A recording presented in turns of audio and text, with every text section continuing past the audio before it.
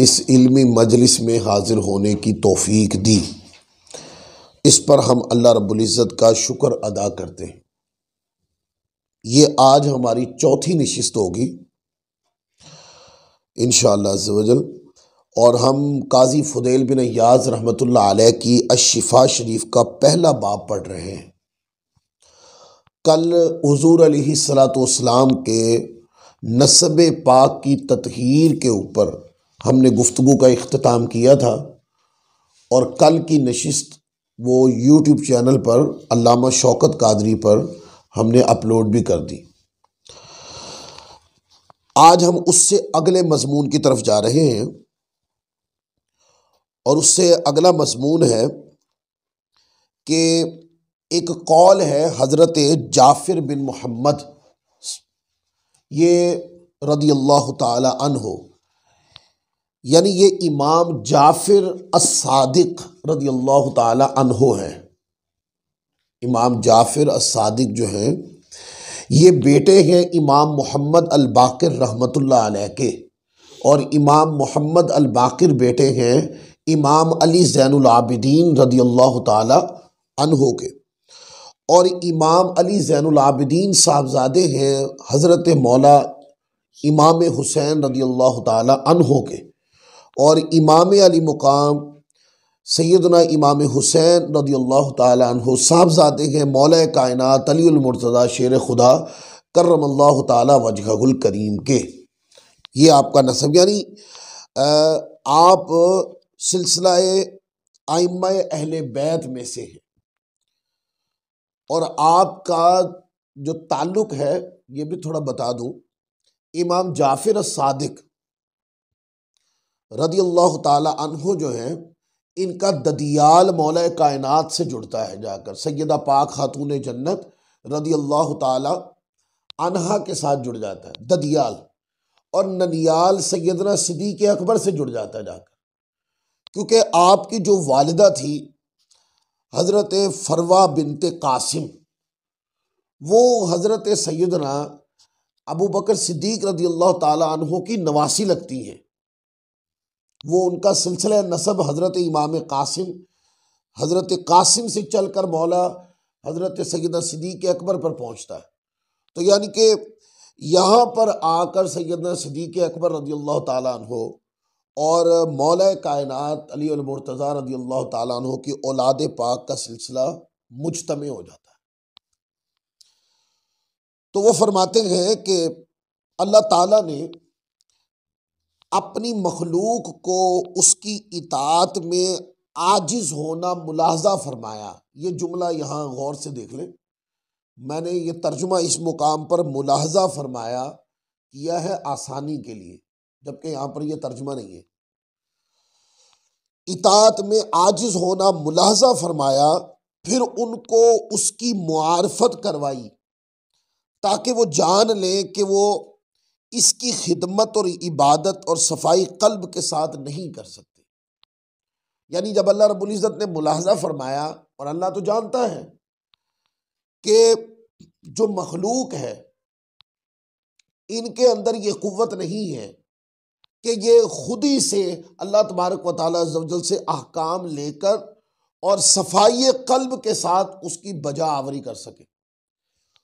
तो कहते बस अल्लाह ताला ने अपने और इनके दरमियान सूरतन मुमासलत करके उनकी जिन्स में से एक ऐसी मखलूक यानी अंबिया किराम पैदा फरमाई कि जिनका वस्फ ही ये है कि वो इन पर लुत्फ़ व करम करें, और इस मखलूक यानी अंबिया किराम अलैहिमुस्सलाम को इन लोगों के लिए सफ़ीर वास्ता पैगंबर बनाया, और इनकी फर्मा बरदारी को अपनी इताअत और उनकी पैरवी को अपनी मुवाफ़क़त फरमाया।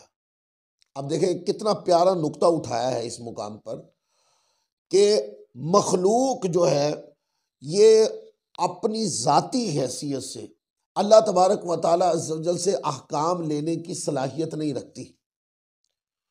अब अहकाम अल्लाह ताला की बारगाह से आने हैं और आने मखलूक के लिए है, और मखलूक के अंदर ये कुव्वत नहीं है कि वो बराए रास्त अल्लाह से ले सके।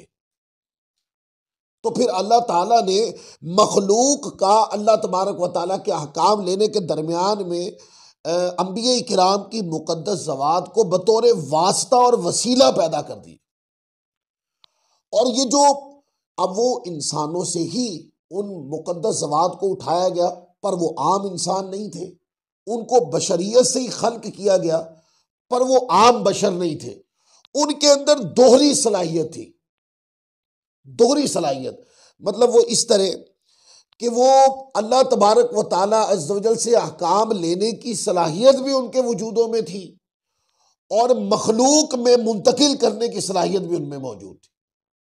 और उनके साथ मखलूक की मुजानसत का उनसर भी रखा है अंबिया किराम की ज़वात में। और अल्लाह तबारक व ताला अज़्ज़ व जल से अहकाम लेने की सलाहियत, कुव्वत और इस्तेदाद भी रखी। अब यहां पर एक नुक्ता है कि देखे ना, आम लोग ही थे ना, आम लोग अल्लाह ताला से ले नहीं सकते, तो अंबिया किराम को वास्ता बनाया। तो फिर जिनको वास्ता बनाया वो लोग तो हैं पर आम नहीं है, वो इंसान तो हैं पर आम इंसान नहीं है, वो बशर तो हैं पर आम बशर नहीं है। आम बशर तो बराह रास्त अहकाम लेने की सलाहियत ही नहीं रखता, और जिनके जरिए से अहकाम मुंतकिल हो रहे हैं, मलकूतियत को बशरियत के साथ उन्होंने ज्वाइंट किया, इधर से अहकाम लेकर उधर से अहकाम दिए बशरियत के साथ। तो ये क्या है, अंबिया किराम में अल्लाह ताला ने गैर मामूली सलाहियत रखी। अब देखे ना, आका अलैहिस्सलाम के पास अल्लाह के अहकाम लेके कौन आता था? जिब्राइल अमीन। वो जिनसे मलकियत से है, यानी वो नूर है। और हुजूर अलैहिस्सलाम जिनको अहकाम सुना रहे हैं वो बशर है, उनमें नूरानियत नहीं है। और जिनसे आका ले रहे हैं उनमें बशरियत नहीं है। इस नुक्ते को समझने की कोशिश कीजिएगा। ये नुक्ता मैंने नहीं उठाया, ये काजी फुदैल बिन याद रहमतुल्लाह अलैह ने शिफा शरीफ में उठाया है। जिनसे ले रहे हैं वो नूर अला नूर हैं, उनमें बशरियत का वजूद नहीं है। और जिनको दे रहे हैं उनमें बशरियत है, नूरानियत का वजूद नहीं है। आम इंसान। तो इसका मतलब ये है, तो जो लेके दे रहा है तो फिर मानना जरूरी होगा कि उसमें नूरानियत भी हो, बशरियत भी हो। अगर नूरानियत और बशरियत इकट्ठी नहीं होगी तो फिर ये कि नूरानियत से अखज़ फैज़ कैसे होगा? अगर अखज़ फैज़ नूरानियत से किया जा रहा है तो माना यह है कि नूरानियत को अखज़ करने का उनसर मौजूद है, और बशरियत को मुंतकिल किया जा रहा है तो माना यह है कि बशरियत के साथ मुजानसत भी है और बशरियत में मुंतकिल करने का उनसर भी मौजूद है। अब मुझे वो बात लोग बताएं जो लोग हुजूर अलैहिस्सलाम की नूरानियत का मुतलकन इनकार कर देते। आगे दलाइल आने गए, मैं नूरानियत का मसला वहां बयान करूंगा, या सिर्फ इस एक नुक्ते की वजाहत करना चाहता हूं। ये वही जो हम कल पढ़ रहे थे, जहां पर हमने छोड़ा था, ये फसल नंबर 1 ही है, बाब नंबर 1। तो आप देखते हैं कि दोनों उनसर मौजूद हैं, नूरानियत से अखज़ हो रहा है, बशरियत में मुंतकिल हो रहा है। और अगर हुजूर अलैहिस्सलाम की दोनों शानें बैक वक्त आपके वजूद में उसका होना न तस्लीम करें तो फिर कैसे मानेंगे कि हुजूर ने नूरानियत से अखज़ कैसे किया?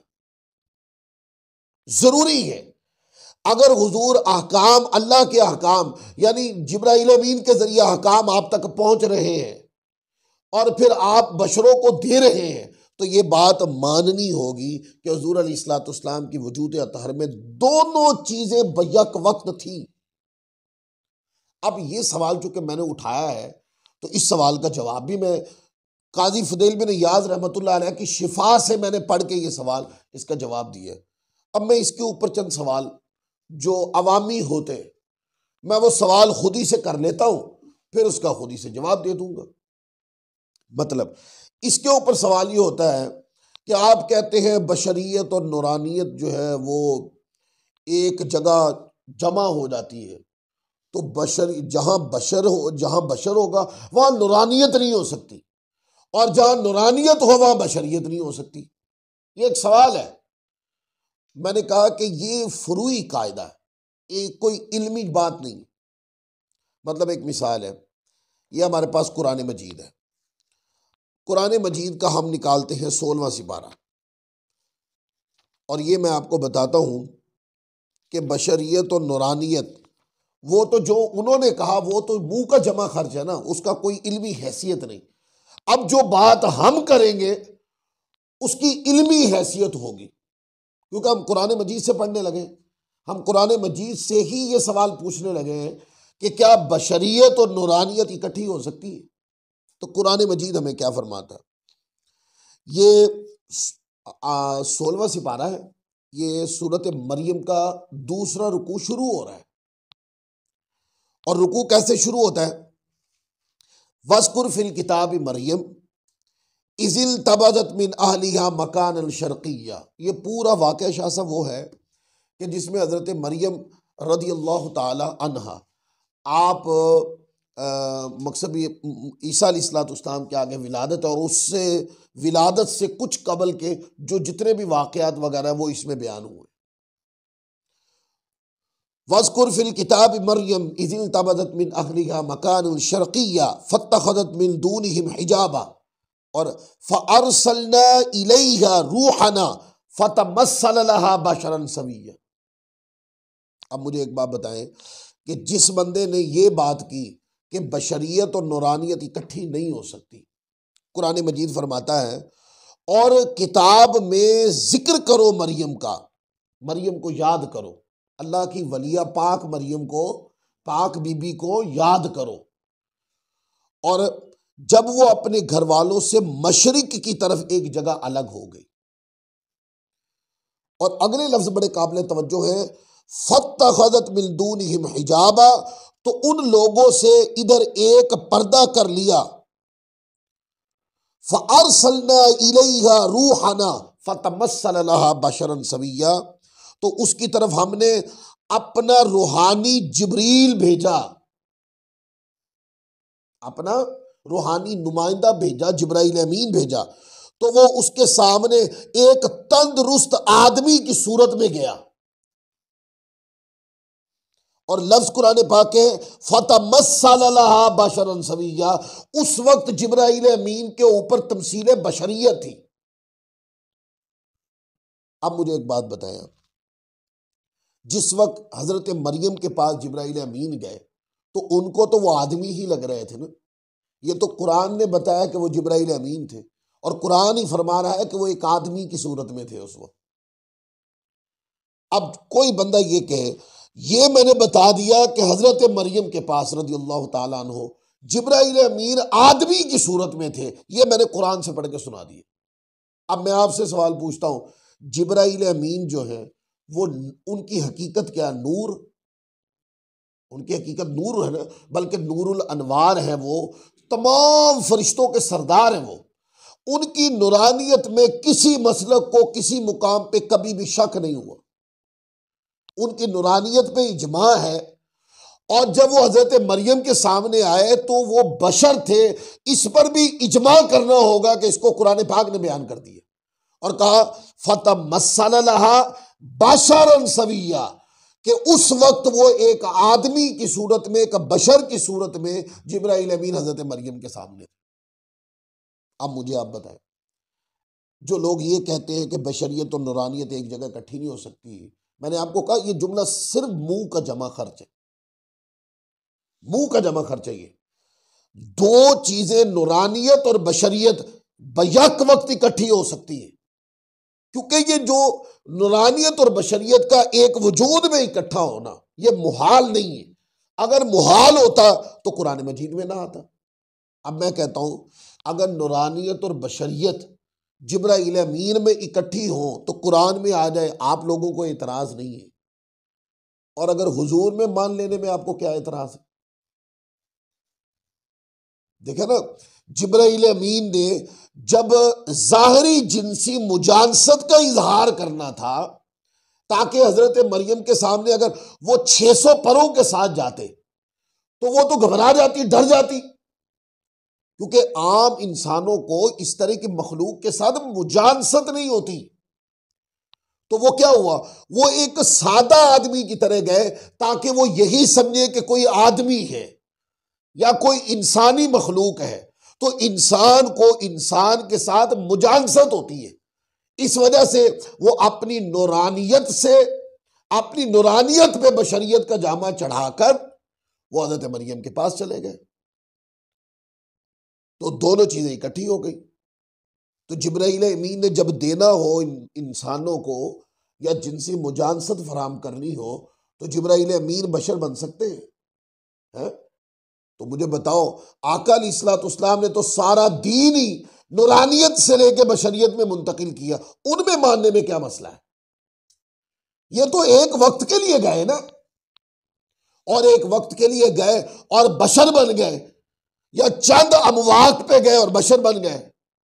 आका अलैहिस्सलाम ने तो पूरा कुरान आलम नूरानियत से लेकर आलम बशरियत में मुंतकिल किया है। तो अगर एक पल के लिए अगर जिब्राईल अमीन जाए तो उनका बशर होकर जागरी जिनसी मुजानसत का इजहार करना जरूरी है, तो आका अलैहिस्सलाम ने यह शान मानना उससे ज्यादा जरूरी है कि हुजूर अलैहिस्सलाम ने सारा कुरान अता फरमाया। लिहाजा वो सवाल उड़ गया, उसकी हैसियत ही खत्म हो गई कि नूरानियत और बशरियत एक जगह इकट्ठी नहीं हो सकती।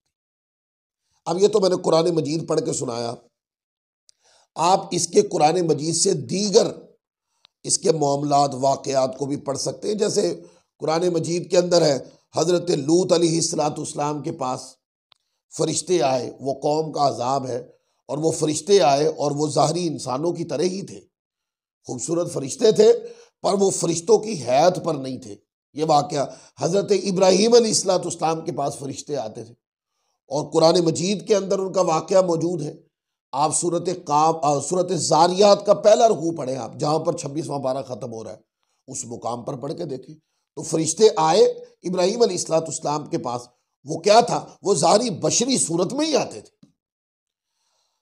इसी तरह अब दो दो हवाले, चूंकि बुखारी मुस्लिम का अक्सर बुखार रहता है लोगों को, मैं चाहता हूं कि दो हवाले बुखारी मुस्लिम के भी कोट हो जाए। एक हदीस है, बुखारी शरीफ उठा लें, मुस्लिम शरीफ उठा लें, इस हदीस नापाक का नाम ही हदीस जिब्रील है।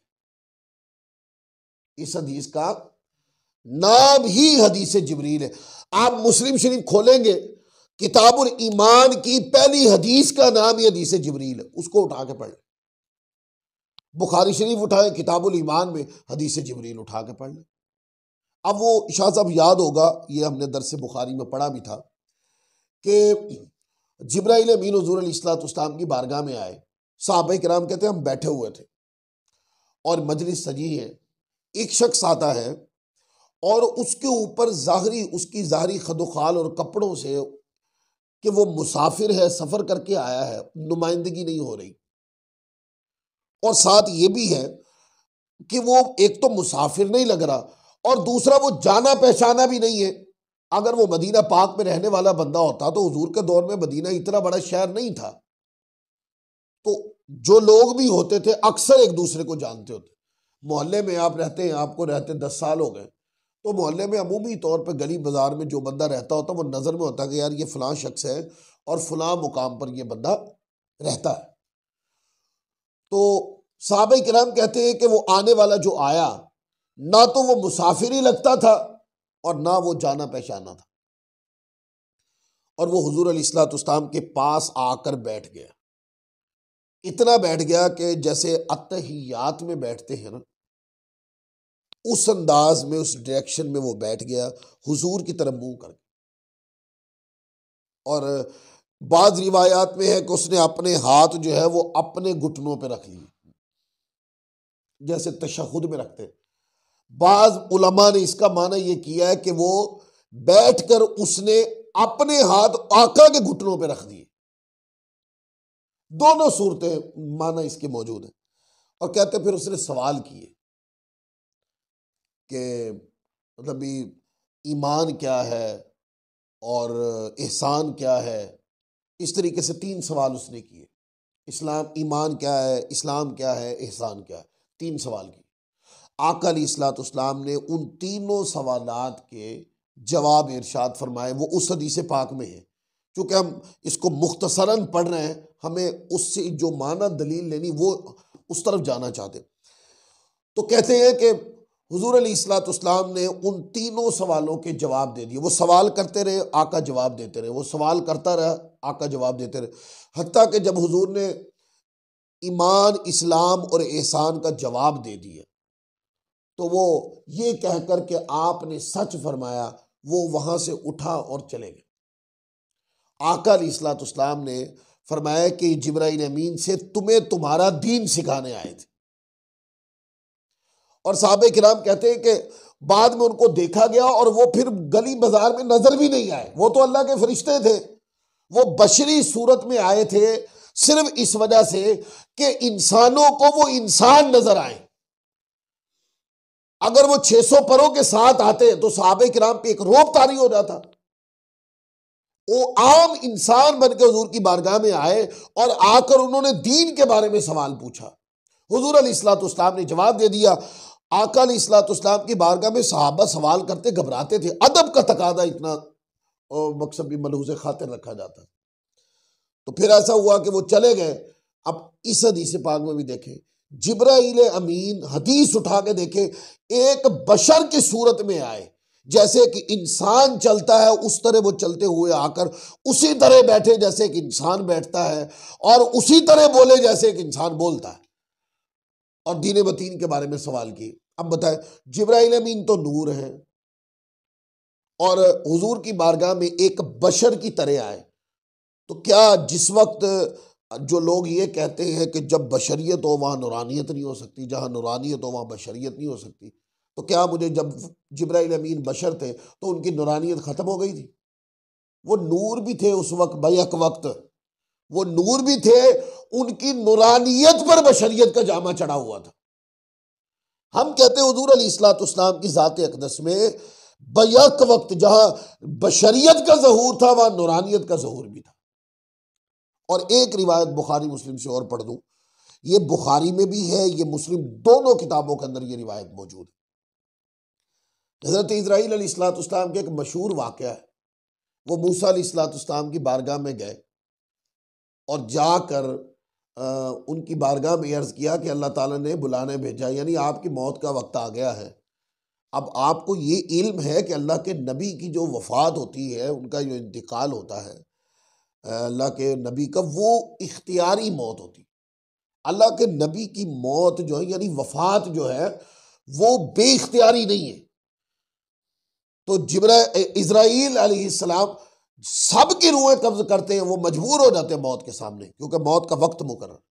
और अल्लाह ताला के जो नबी होते वो वफ़ात को कबूल कर ले तो वफ़ात ने आना है, और अगर रद्द कर दे तो वफ़ात ने नहीं आना। ये उनकी रजा पर है। तो जब इज़राइल अलैहिस्सलाम ने आकर ये कहा तो मूसा अलैहिस्सलाम ने एक थप्पड़ मारा और आंख निकाल दी। ये बुखारी मुस्लिम दोनों में है रिवायत। तो मुझे आप बताएं, कभी बशर थप्पड़ मारे और नूर की आंख भी निकल सकती? तो इसका माना ये है कि इज़राइल अलैहिस्सलाम उस वक्त हजरत मूसा अलैहिस्सलाम के सामने एक बशर की सूरत में खड़े थे। ये तकाज़े बशरियत है कि थप्पड़ लगे और आंख निकल जाए। फिर वो अल्लाह की बारगाह में अर्ज़ की, मौला तेरे कलीम के पास गया था और फिर इस तरह हुआ। अल्लाह रब्बुल इज़्ज़त ने अपने करम से वो आंख ठीक कर दी। फिर आगे पूरी हदीस का वाक़या आता। अब देखें, यहाँ पर भी इज़राइल अलैहिस्सलाम नूरुल अनवार है, वो हकीकतन नूर है। जब वो मूसा अलैहिस्सलाम के सामने खड़े हैं तो उनके ऊपर उनकी नूरानियत पर बशरियत का जामा चढ़ा हो। तो ये कुरान मजीद से भी मैंने दलाइल कोट कर दिए, हदीस से भी कर दिए। इस सवाल की इल्म में कोई गुंजाइश ही नहीं है कि कोई बंदा मसला बशरियत और नूरानियत की बहस करते हुए कोई बंदा ये कहे कि जहां बशर होगा वहां नूर नहीं हो सकता, जहां नूर हो वहां बशर नहीं हो सकता। जो बंदा ये जुमला बोले वो इल्मी जाहिल आदमी है, यानी कि वो इल्म का लेबल तो लगा हुआ है पर वो अनपढ़ जाहिल आदमी है, उसको पता नहीं है। अगर उसने कुरान पढ़ा होता तो ये जो जुमला है उसका वो कुरान और हदीस दोनों के खिलाफ। हमने कोई किसी इमाम की तहकीक पेश नहीं की। हमने ये नहीं कहा फलां इमाम ने लिखा। अगर किसी इमाम ने लिखा होता तो तब भी काबिल कबूल होना चाहिए था, लेकिन हम तो कुरान और हदीस की बात कर रहे हैं। अब मसला नूरानियत और बशरियत जब आए तो उस वक्त जरा देखिएगा कि अहलुल हदीस कौन होते हैं, हदीस पर अमल करने वाले कौन होते हैं, कुरान पे अमल करने अहले कुरान कौन होते हैं। उस वक्त हदीस का लेबल लगाने वाले सारे भागे हुए नजर आएंगे, आपको अकल के घोड़े दौड़ाते नजर आएंगे। कुरान की बात करने वाले उस वक्त अकल की बातें कर रहे होंगे, और अगर उस वक्त कोई कुरान का अलम बरदार बन के खड़ा होगा तो वह अहले सुन्नत का बंदा सिपाही होगा, क्योंकि वो कुरान हदीस पढ़ रहा। और बात ये कर रहा था कि अंबिया किराम अगर ये बशरियत और मलकियत यानी बशरियत और नूरानियत अगर फरिश्तों में इकट्ठी हो सकती है तो आका अलैहिस्सलाम अल्लाह के जो नबी हैं, नबी खातमुन नबीयीन हैं और सैयदुल मुरसलीन है, उनमें क्यों नहीं हो सकती?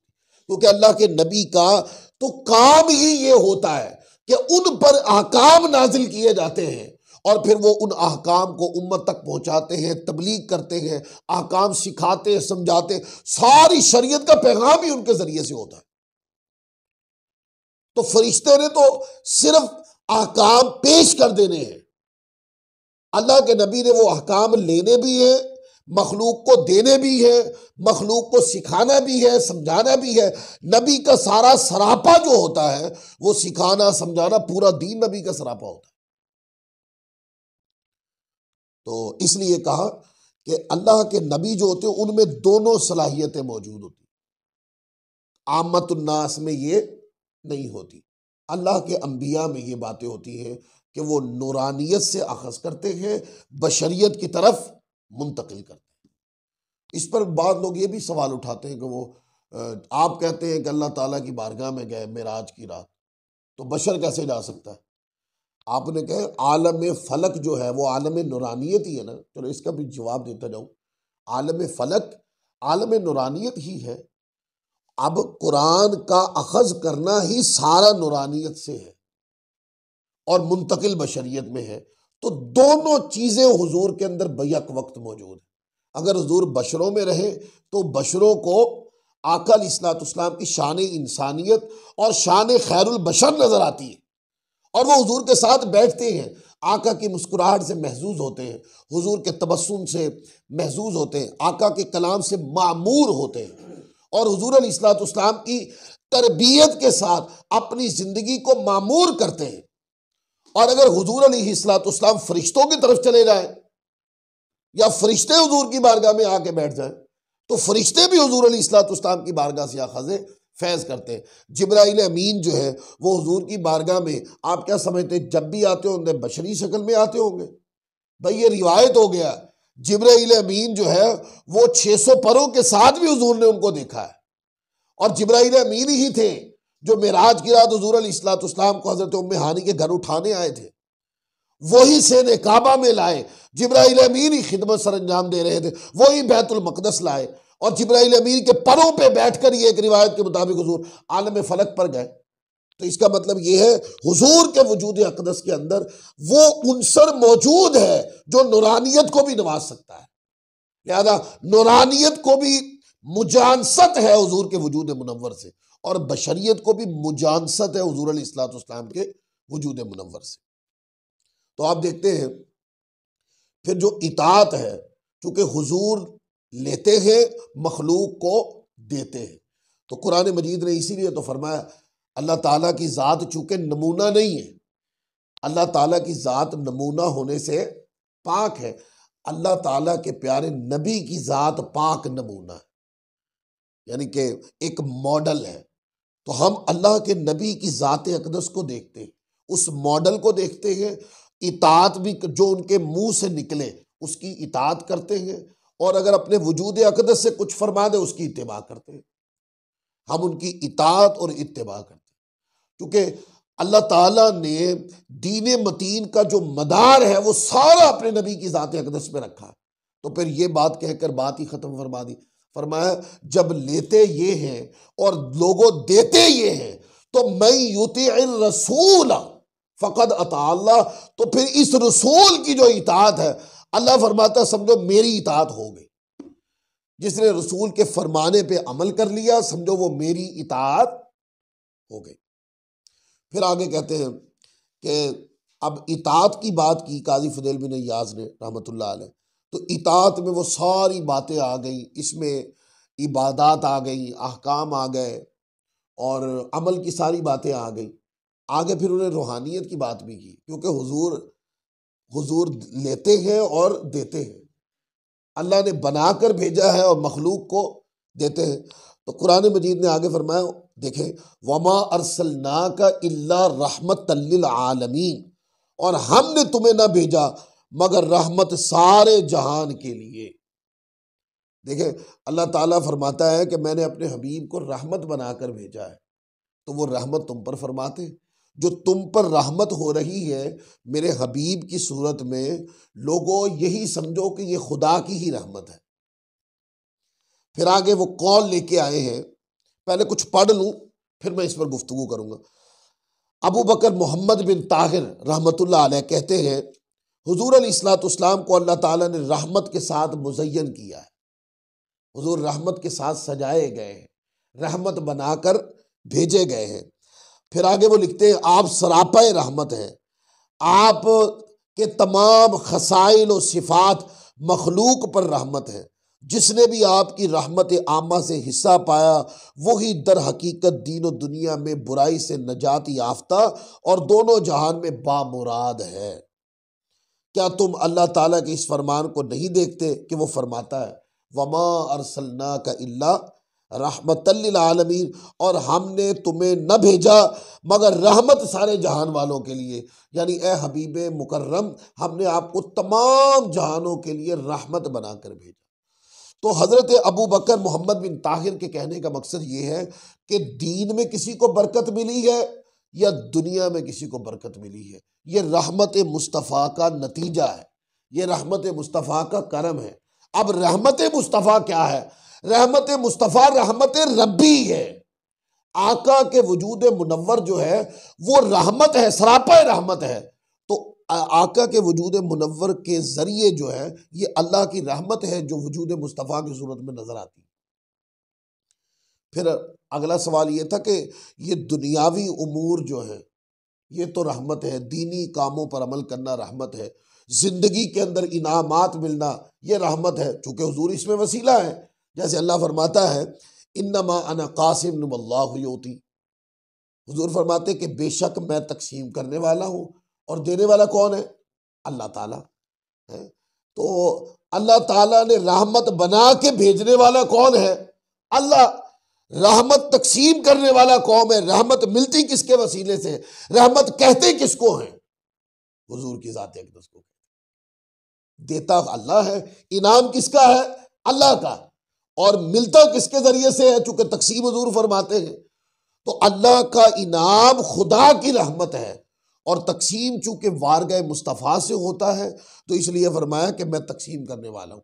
अच्छा, ये तो बात हो गई शाह साहब दुनिया की, कि दुनिया के अंदर हुजूर अलैहिस्सलाम अता फरमाते हैं, दीन की बरकतें हुजूर से हैं, दुनियावी इनामात व इकरामात हुजूर से हैं, अजाब से नजात हुजूर अलैहिस्सलाम से है, कर्म फजल के ख़जानों का बरसना हुजूर अलैहिस्सलाम से है। लेकिन आगे एक सवाल ज़हन में आता ना, तो फिर क्या जब हुजूर वफात पा जाएंगे तो क्या रहमत रहेंगे? ये जो रहमत की बरसात है ये आका अलैहिस्सलाम की ज़ाहरी ज़िंदगी तय्यबा के साथ है, या जब मज़ार पुरअनवार में चले जाएंगे फिर भी कोई रहमत की बरसात रहेगी? उसका जवाब आगे काजी फुदैल बिन इयाज़ रहमतुल्लाह अलैह ने आगे नकल कर दिया। और वो क्या कहते हैं? वो कहते हैं लिहाजा हुजूर अलैहिस्सलाम की हयात ज़ाहरी भी रहमत है और हयात बातनी यानी वफात भी रहमत है। फिर वो आगे हदीस मुस्नद बज़ार के कोट करते हैं, कहते हैं जैसा कि हुजूर अलैहिस्सलाम खुद इरशाद फरमाया है, हयाती खैरुल लकुम व मौती खैरुल लकुम, कि मेरी ये जिंदगी भी तुम्हारे लिए बेहतर है और यहां से कूच कर जाना, विसाल फरमा जाना भी तुम्हारे लिए बेहतर है। अब देखे ना, जिंदगी बेहतर क्यों है? देखो, कुरान अल्लाह की रहमत है, तो किसके जरिए से मिली? हुजूर के सदके से मिली है। फिर आप देखते हैं फुतुहात अल्लाह की रहमत है, मिली किसके जरिए से? हुजूर के जरिए से। अब वो सारी हदीसें ज़हन में ले आए, ये ज़ाहरी जो रहमत है, सारी हदीसें ज़हन में ले आए। आप देखें ना, बारिश जो है वो क्या है? अल्लाह की रहमत। क्या है? अल्लाह की रहमत। पर वो आती कौन से? हाथ उठे तो आती। ये बुखारी मुस्लिम में है कि आका हाथ उठा देते हैं, बारिश आ जाती है। ये रिवायत बुखारी शरीफ उठाएंगे तो बुखारी शरीफ में इमाम बुखारी बाब बदल के बदल के इस रिवायत को लाते हैं। अर्ज की हुजूर, पानी ख़त्म हो गया और ग़िज़ा ख़त्म हो गई है, बारिश की किल्लत की वजह से लोग परेशान हाल। हुजूर दुआ फरमाए, अल्लाह करम फरमाए। आका अलैहिस्सलाम की सूरत में सहाबा किराम अल्लाह की रहमत को देखते थे। उनको पता था कि खुदा की रहमत ये है जो हस्ती बैठी है। हुजूर हाथ उठाए अल्लाह की बारगाह में, करम खुदा का है, पर ये आपकी सूरत में है हमारे सामने। तो हुजूर अलैहिस्सलाम ने हाथ उठाए, ऐ मालिक करीम, मदीना पर बारिश अता फरमा। तो कहते हैं हुजूर अलैहिस्सलाम ये दुआ फरमाकर अभी मिंबर से नीचे नहीं उतरे थे, इतनी जल्दी बादल आए, बारिश बरसी, मिंबर से नीचे हुजूर नहीं उतरे थे कि आपकी दाढ़ी से पानी के कतरात, बारिश के पानी के कतरात टपक रहे। रिवायत करने वाले साहबी कहते हैं रज़ी अल्लाह ताला अन्हु कि जब हुजूर ने दुआ फरमाई तो आसमान तो नीला था, एक टुकड़ा भी बादल का नहीं था। दुआ फरमाई, मालूम नहीं कहां से बादल आए, क्योंकि ये मंबाए रहमत है। हुजूर मस्तर रहमत है, अल्लाह की रहमत है, बाकी रहमत की सारी जिहतें यहां से। तो ये दुनियावी रहमत है। आका अलैहिस्सलाम दुनिया के अंदर सिर्फ लोगों पर ही रहमत नहीं थे। आका अलैहिस्सलाम अपनी ज़ाहरी हयात तय्यबा में और बातनी हयात तय्यबा में हुजूर अलैहिस्सलाम लोगों पर भी रहमत है, जानवरों पर भी रहमत है, खित्तों पर भी रहमत है। इसके ऊपर कुरान मजीद के अक़वाल हैं। वो क्या? आप देखें ना कि एक हिरनी बांधी हुई है और हुजूर अलैहिस्सलाम उसके करीब से गुजरे तो वो हिरनी कहती है, यानी वो अपनी ज़ुबान में हुजूर को पुकार के कहती, या रसूल अल्लाह मुझे बचाएं, आका मुझे बचाएं। हुजूर अलैहिस्सलाम उसकी बोली को समाअत फरमाते हैं। अब जानवर क्या कहता है ये आम बंदे को पता नहीं चल सकता, लेकिन हुजूर अलैहिस्सलाम जानते हैं कि वो क्या कहना चाहती। आका अलैहिस्सलाम करीब आए तो उस हिरनी ने अपनी सारी दास्तान सुनाई कि इन्होंने मुझे कैद कर लिया है, मेरे बच्चे भूखे हैं, मैंने उनको दूध पिलाना, मैं दूध पिला के वापस आ जाऊं। तो इस पर रिवायत है, इमाम तबरानी ने लिखी है कि हुजूर ने फरमाया कि वापस आ जाओगी ना? उसने कहा, हुजूर अगर मैं आपसे वादा करके वापस ना आऊं तो खुदा मुझे अजाब दे, अल्लाह ताला मुझे अजाब दे। हुजूर ने खोल दिया, अपनी जिम्मेदारी पे खुद खड़े हो गए। ये देखिए, ये शफकत नहीं है, एक सेकंड के लिए ये मोहब्बत, ये रहमत नहीं मेरे आका की। एक सेकंड के लिए भी हुजूर अलैहिस्सलाम के गुमान से भी ये बात नहीं गुजरी होगी कि ये तो जानवर है, वापस नहीं आएगा। नहीं, वो जानवर है पर इतनी शनासाई वो रखता है कि मैं जिससे हम कलाम हूं ये अल्लाह के नबी। खोल दिया हुजूर अलैहिस्सलाम। और वो जिन्होंने उसको कैद किया था तो उन्होंने सवाल पूछा कि हुजूर ये तो जानवर है, ये तो वापस नहीं आएगा। फरमाया, नहीं, मुझसे वादा करके गई, वो वापस आएगी। कुछ देर के बाद वो वापस आ गई और आकर आका के दस्ते अकदस के नीचे सर रख दिया। और इसका मतलब यह था कि या रसूलल्लाह मुझे बदवा दे अब। तो हुजूर अलैहिस्सलाम ने बांध दिया। जब बांध के जाने लगे ना तो वो बड़ी तरसी निगाहों के साथ हुजूर को देखने लगे। और आका अलैहिस्सलाम ने जब एक नज़र फरमाई ना, यानी उसकी तरसी हुई निगाहों का मतलब पता क्या था?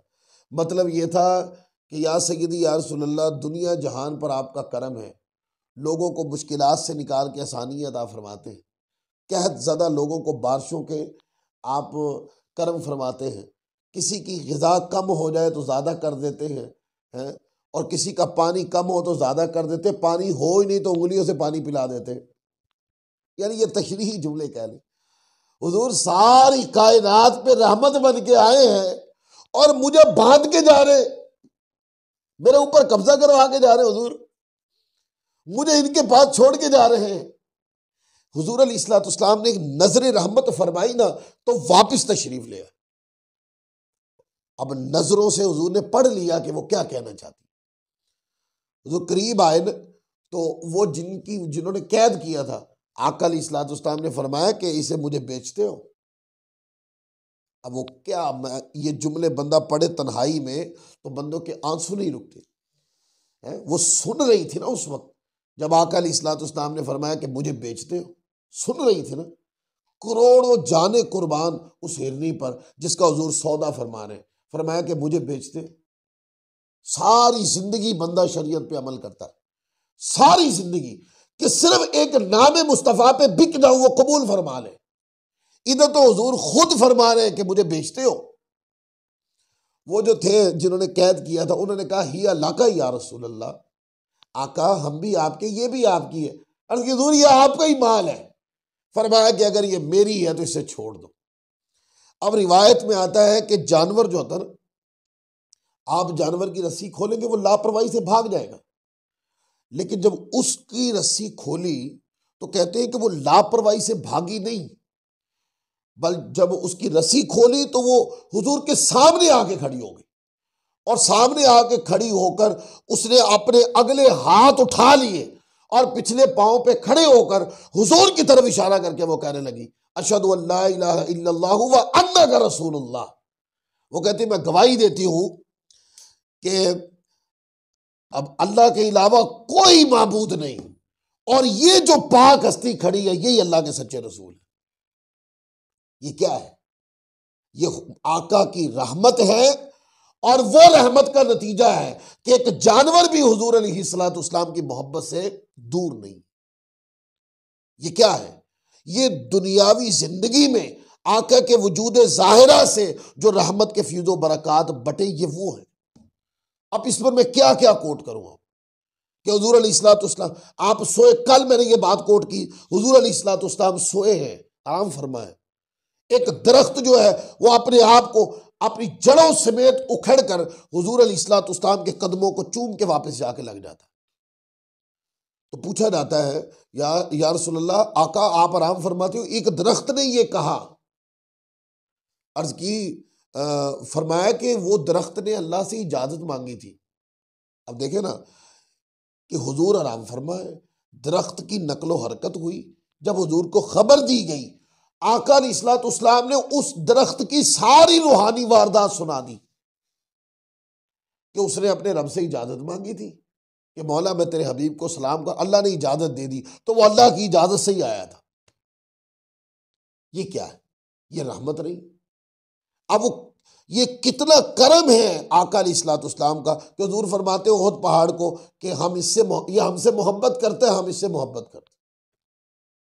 कि हुजूर अलैहिस्सलाम तशरीफ ले जाते हैं तो मोहब्बत में पहाड़ हिलने लगता है, तो हुजूर अलैहिस्सलाम एड़ी मार के रोक देते हैं और फरमाया कि तुम पर एक नबी, एक सिद्दीक और 2-3 या फिर बकिया शहीद है, मुख्तलिफ नाम आते हैं ना रिवायत के अंदर। ये क्या है? ये करम नहीं। तो हुजूर कहीं से गुजर जाते तो पत्थरों से हुजूर के नाम की आवाज आती, दरख्तों से हुजूर अलैहिस्सलाम के सलाम की आवाजें आती। ये क्या है? ये करम नहीं तो और क्या है? फिर आप देखते हैं जंगल के अंदर ये इतने वाकयात हैं कि अगर हम इसको बयान करें थक जाए। भेड़िए हुजूर की बारगाह में आए और अर्ज की या रसूल अल्लाह, सहाबा किराम से ये फरमा दे, यानी आप सहाबा किराम से फरमा दे कि हमारा खाना मुकर्रर कर दे और उसकी एक जगह भी मुकर्रर कर दे, क्योंकि मदीना पाक है। यानी ये तौसीही कलिमात है, मदीना पाक है हुजूर, आपकी इजाज़त के बगैर यहाँ दम मारने से भी डरते हैं हम, तो हमारी खुराक मुकर्रर फरमा दे, वो जगह भी मुकर्रर फरमा दे, हम वहां से आके अपनी खुराक लेके चले जाया करें। तो इस पर वो कहते हैं हुजूर अलैहिस्सलाम ने सहाबा किराम से फरमाया भाई इनकी खुराक मुकर्रर करो, जितने भी घर वाले हैं वो किसी सूरत को सहाबा किराम ने जब देखा ना कि हुजूर के चेहरे अक़दस पे तबस्सुम का मचलना, क्या हुजूर फरहत के साथ तबस्सुम फरमा रहे हैं, उन्होंने भी कोई ऐसी बात करनी है कि ये तबस्सुम जो है ना कम ना हो, मजीद मचले। उन्होंने कहा हुजूर हम तो नहीं देते। तो हुजूर चूंकि ये हुजूर की बारगाह में ये लाड का जुमला था और हुजूर सहाबा से लाड फरमाते थे, तो आका अलैहिस्सलाम ने फरमाया उस भेड़िए से, भाई ये तो कहते हैं कि हम नहीं देते, फिर ऐसा करो कि जहां से जो मिले उठा के खा लिया करो, तुम्हें इजाजत ही इजाजत। ये क्या रहमत नहीं।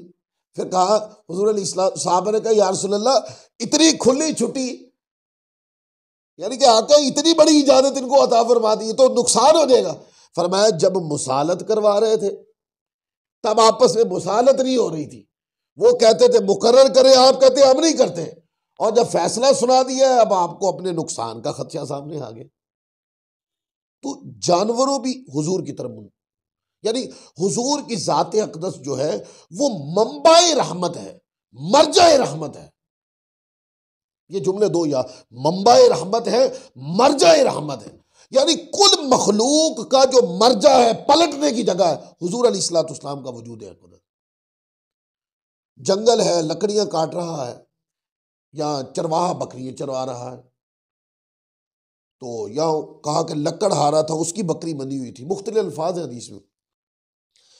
तो कहते हैं कि वो एक शेर आया और उसने एक बकरी जो थी ना उसको मुंह में भर ली। उस लकड़हारे ने लकड़ ली और मार के ना शेर के मुंह से छुड़ा ली। वो कहते हैं कि शेर फसी अरबी में ना कलाम करने लगा, फसी अरबी में, और वह कहने लगा कि तुम्हें यह बुरा लगा कि मैंने तुम्हारी बकरी उठा ली। वो फसी अरबी में कलाम करने लगा। तो वो लकड़हारा कहने लगा, गडरिया है, शेर भी फसी अरबी में कलाम कर रहा है। शेर ने कहा कि तुम्हें यह अजीब लगा कि मैं फसी अरबी में कलाम कर रहा हूं। ये जो मदीना पाक शहर है, ये जो खजूरों वाला शहर है, इसमें अल्लाह के वो नबी रहते हैं जो अव्वलीन और आखरीन की बातें सुनाते हैं, यानी जो हो गया और जो होगा वो सारा कुछ खोल के बताते हैं। तो फिर वो यानी अब देखो शेर है जंगल में, पर उसका जो मर्जा है वो जाते मुस्तफा है, वो हुजूर अलैहिस्सलाम से दूर नहीं है। कहां वो जंगल, रूम के जंगल, और हजरत सफीना साथ है। सफीना बिछड़ गए और बिछड़ने के बाद वो कहते मैं जंगल में अकेला था, शेर निकल आया, शेर की धाड़ सुनाई दी, शेर निकल आया। तो कह रहे मुझे और तो कुछ याद ना आया, मैंने उसके सामने यही कह दिया या अबुल हारिस अना अब्दुल मुस्तफा। मुझे और कुछ ही अपना तशख्खुस याद नहीं था, बस इतना ही याद था कि मैं आका का गुलाम हूं।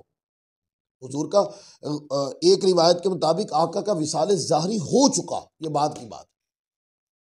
सैयदना सिद्दीक़ अकबर रज़ियल्लाहु ताला अन्हु के दौर की गालिबन ये बात है। तो उनका अना अब्दुल मुस्तफ़ा, मैं तो मुस्तफ़ा का गुलाम हूं, अब्दे मुस्तफ़ा हूं। वो कहते वो जो शेर खाने को दौड़ रहा था ना, वो इताअत की तरफ मुड़ गया। तो कह रहे उस शेर की वसातत के साथ मैं जंगल के बाकी मूजी जानवरों से बचते बचते सहाबा किराम तक पहुंच गया, और जब मैंने आग जलती देखी तो मैं उनकी तरफ गया और वहां वो शेर खड़ा रहा, जब तक मैंने इशारा नहीं किया वो खड़ा रहा। ये क्या है?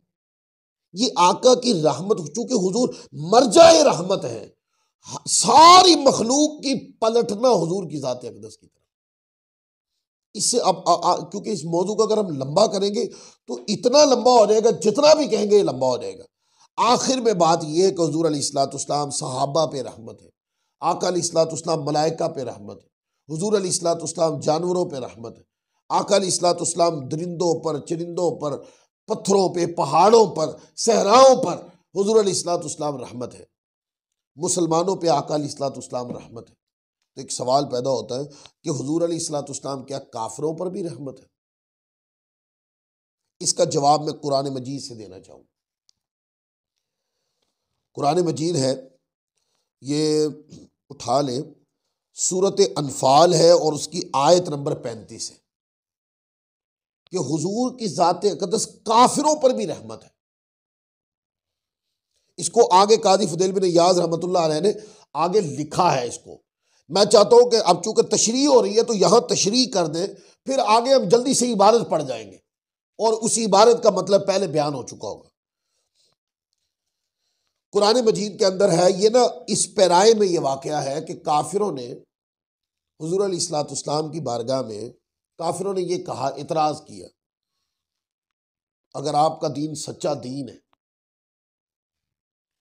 और आपका पैगाम सच्चा पैगाम है तो फिर आपका रब हमें अजाब क्यों नहीं देता, क्योंकि हम आपके दीन के मुखालिफ हैं, तो आपका रब हमें अजाब क्यों नहीं देता।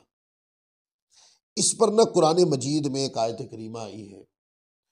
अल्लाह ताला अज़्ज़ व जल ने फरमाया, उसमें वाक़े में आता है कि प्यारे हबीब मुकर्रम, ये जो काफिर लोग फुमकारते फिरते हैं और कहते हैं कि अगर अल्लाह ताला हमें अजाब क्यों नहीं देता जब हम दीन बातिल पर हैं, तो अल्लाह ताला ने फरमाया इनको अजाब देने से जो रुका गया है वो इनकी वजह से नहीं रुका। अजाब का रुकना जो है इनकी वजह से नहीं है। अजाब का रुकना ये है कि फरमाया कुरान मजीद के अंदर, वमा कान अल्लाहु लियुअज़्ज़िबहुम व अंत फीहिम, आयत नंबर 34,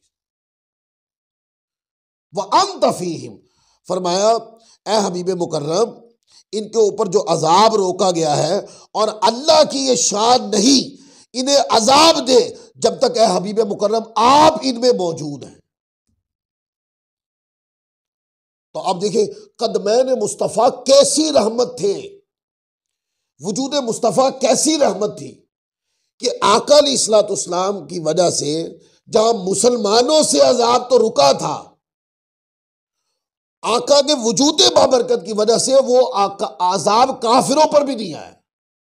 क्या है, हुजूर के नालैन मुक़द्दसैन जो है वो उस जमीन पर है।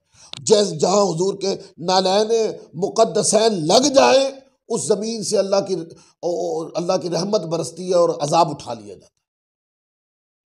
तो आप देखते हैं आज भी, चूंकि उलमा ने लिखा है कि हुजूर अलैहिस्सलाम का इस दुनिया में आका अलैहिस्सलाम का मज़ार पुर अनवार है। क्या कौमों पर मिन हैसुल मजमू ऐसा अजाब कभी हुजूर अलैहिस्सलाम की आका अलैहिस्सलाम की दुनिया में तशरीफ आवरी के बाद कोई ऐसा अजाब कभी किसी ने देखा कि जो किसी गुनाह के बदले में मिन हैसुल कौम आया हो। आप कुरान पाक उठा लें, कुरान पाक के अंदर है कोई कौम थी जो नाप तोल गलत करती थी, आया ना अजाब उन पर, उनकी गलती के नतीजे में मिन हैसुल कौम अजाब आया और सफाया हो गया उनका। कहा था कि जिस दिन ऊँटनी के पानी पीने की बारी हो पानी ना भरा करे, हजरत सालेह अलैहिस्सलाम की ऊँटनी, नाफरमानी की कौम ने, मिन हैसुल कौम इस गुनाह के उन्वान से मिन हैसुल कौम मजमूई तौर पर अजाब आया और सारी कौम मिलियमेट करके रख। इसमें कौम आद है, कौम समूद है, आप इनके वाकयात पढ़ के देखें और फिर वो भी वाकया पढ़ के देखें कि जिनको मना किया गया था कि हफ्ते वाले दिन शिकार नहीं करना,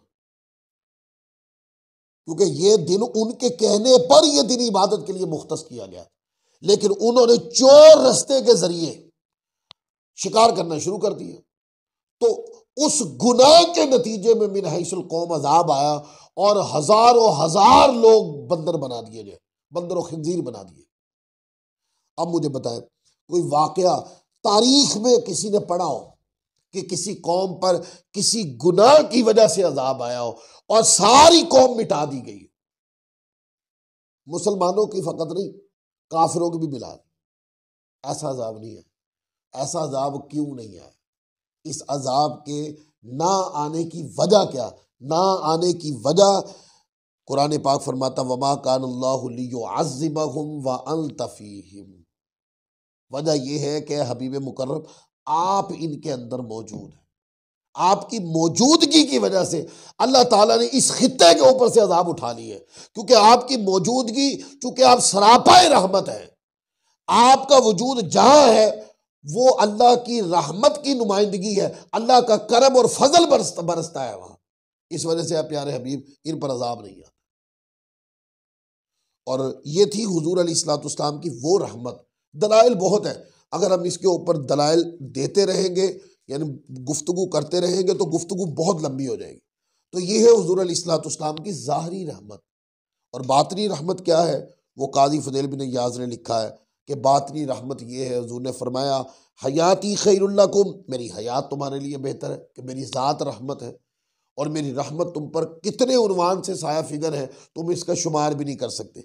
व ममाती व मौती खैरुल लकुम, कि मेरी वफात भी तुम्हारे लिए बेहतर है, रहमत है, बेहतर है। इसलिए कि फरमाया इस हदीस पाक का अगला टुकड़ा है, फरमाया कि तुम्हारे आमाल मुझ पर पेश किए जाएंगे और तुम्हारे अच्छे आमाल को देखकर मैं तबस्सुम करूंगा और तुम्हारे बुरे अमाल को देखकर तुम्हारे लिए दुआए मगफिरत, तुम्हारी शफाअत करूँ। तो हुजूर अलैहिस्सलाम की ज़ात अक़दस जो है वो सरापाए रहमत है। और ये फ़र्क नहीं करना चाहिए कि आप जब ज़ाहरी हयात में थे तो तब तो रहमत थे, आपकी वफात के बाद आप रहमत नहीं हैं। अगर कोई बंदा ये कहे कि वफात के बाद रहमत नहीं है तो उनसे दलील तलब की जाएगी कि क्या दलील है जिस बुनियाद पर आपने ये गलत बात कही। और अगर हमसे कहा जाए कि आका अलैहिस्सलाम की वफात ज़ाहरी के बाद आप रहमत कैसे हैं, तो आप ये हदीस पढ़ देंगे हयाती खैरुल लकुम, कि मेरी हयात भी बेहतर है, व मौती या व ममाती खैरुल लकुम, दो लफ्ज़ है, ये भी बेहतर है। और जब दोनों चीज़ें बेहतर हैं तो इसका मतलब ये है कि रहमत जो है हुजूर के वजूद ज़ाहिरा, जब आका की ज़ाहरी हयात थी तब भी हुजूर रहमत थे, आका अपनी वफात के बाद भी उम्मत पर रहमत ही रहमत। आप कहें कारी साहब ये तो आपने कह दिया कि वफात के बाद भी रहमत, को करीना भी बताए ना इस पर। हाँ भाई, करीना बता देते। देखो ना यार, एक बंदा फौत हुआ, कब्र में गया, एक जलवा बेमिसाल बेनिकाब कर दिया गया और बेनिकाब करके कहा कि ये जो हस्ती है जिनका नाम मोहम्मद मुस्तफ़ा है, बताओ इनके बारे में क्या कहा करता था। और रहमत क्या होती कि आप बंदा मर के कब्र में गया और आका अलैहिस्सलाम का चेहरा अक़दस बंदे के सामने है। ये आका के विसाल के बाद करम नहीं तो और क्या है। हुजूर अलैहिस्सलाम के विसाल ज़ाहरी के बाद भी आका अलैहिस्सलाम की उम्मत में बढ़ोतरी होती चली जा रही है। यह मुस्तफ़ा की रहमत नहीं तो और क्या है। कुरान की तालीम मजीद आम होती चली जा रही है। यह मुस्तफ़ा की ज़ाहरी विसाल पाक के बाद रहमत नहीं तो और क्या है। देखे, लोगों ने देखा नहीं और हुजूर के नाम पर, आका की मोहब्बत और इश्क में, हुजूर के दीन की खातिर, आपके नामूस की खातिर लोग तन मन धन से फिदा होने को तैयार हैं। यह आका की रहमत नहीं तो और क्या। और उम्मत मुस्तफ़ा का बढ़ते चले जाना और हर आन गली मोहल्ले इलाके मुल्क फतह करते चले जाना दीनी एतबार से, तालीमात दीनिया के एतबार से, यह आका अलैहिस्सलाम की रहमत के मज़ाहिर हैं। रूहानी मज़ाहिर जो होते हैं वो हर ज़ाहरी आंख को नज़र नहीं आते, पर रूहानी फ्यूज़ व बरक़ात रूहानी निगाह वालों को नज़र आते। फिर आगे देखें, आगे उन्होंने हुज़ूर अलैहिस्सलाम की एक हदीस पाक लिखी है और हदीस पाक सही मुस्लिम के अंदर है। आका अलैहिस्सलाम फरमाते हैं, जब अल्लाह ताला किसी उम्मत पे रहमत फरमाने का इरादा करता है तो पहले उस उम्मत के नबी की कब्ज़ रूह करता है, इसके बाद इन पर हाल और मुस्तकबिल में मेहरबानी फरमाता। जब अल्लाह के नबी दुनिया से पर्दा फरमा जाते हैं तो उनके फ्यूज़ो बरक़ात पहले से भी बढ़ जाते। फिर आगे हज़रत फ़क़ी अबू लैस समरकंदी रहमतुल्लाह अलैह कहते हैं कि रहमतुल लिल आलमीन में आम जिन्नो इंस पर रहमत करना मुराद है। रहमतुल लिल आलमीन के अंदर यानी कि ज़ाहरी रहमत जो है, जिन्नो इंस पे रहमत करना मुराद है। फिर वो कहते हैं एक रिवायत ये भी है, इससे तमाम कायनात व मखलूक़ात पर रहमत करना मुराद भी, क्योंकि आलमीन का लफ्ज़ साथ है। तो उन्होंने कहा हुजूर की रहमत एक खित्ते के लिए नहीं है, एक बंदे के लिए नहीं है, एक बस्ती के लिए नहीं है, एक मोहल्ले के लिए नहीं है, एक मुल्क के लिए नहीं है।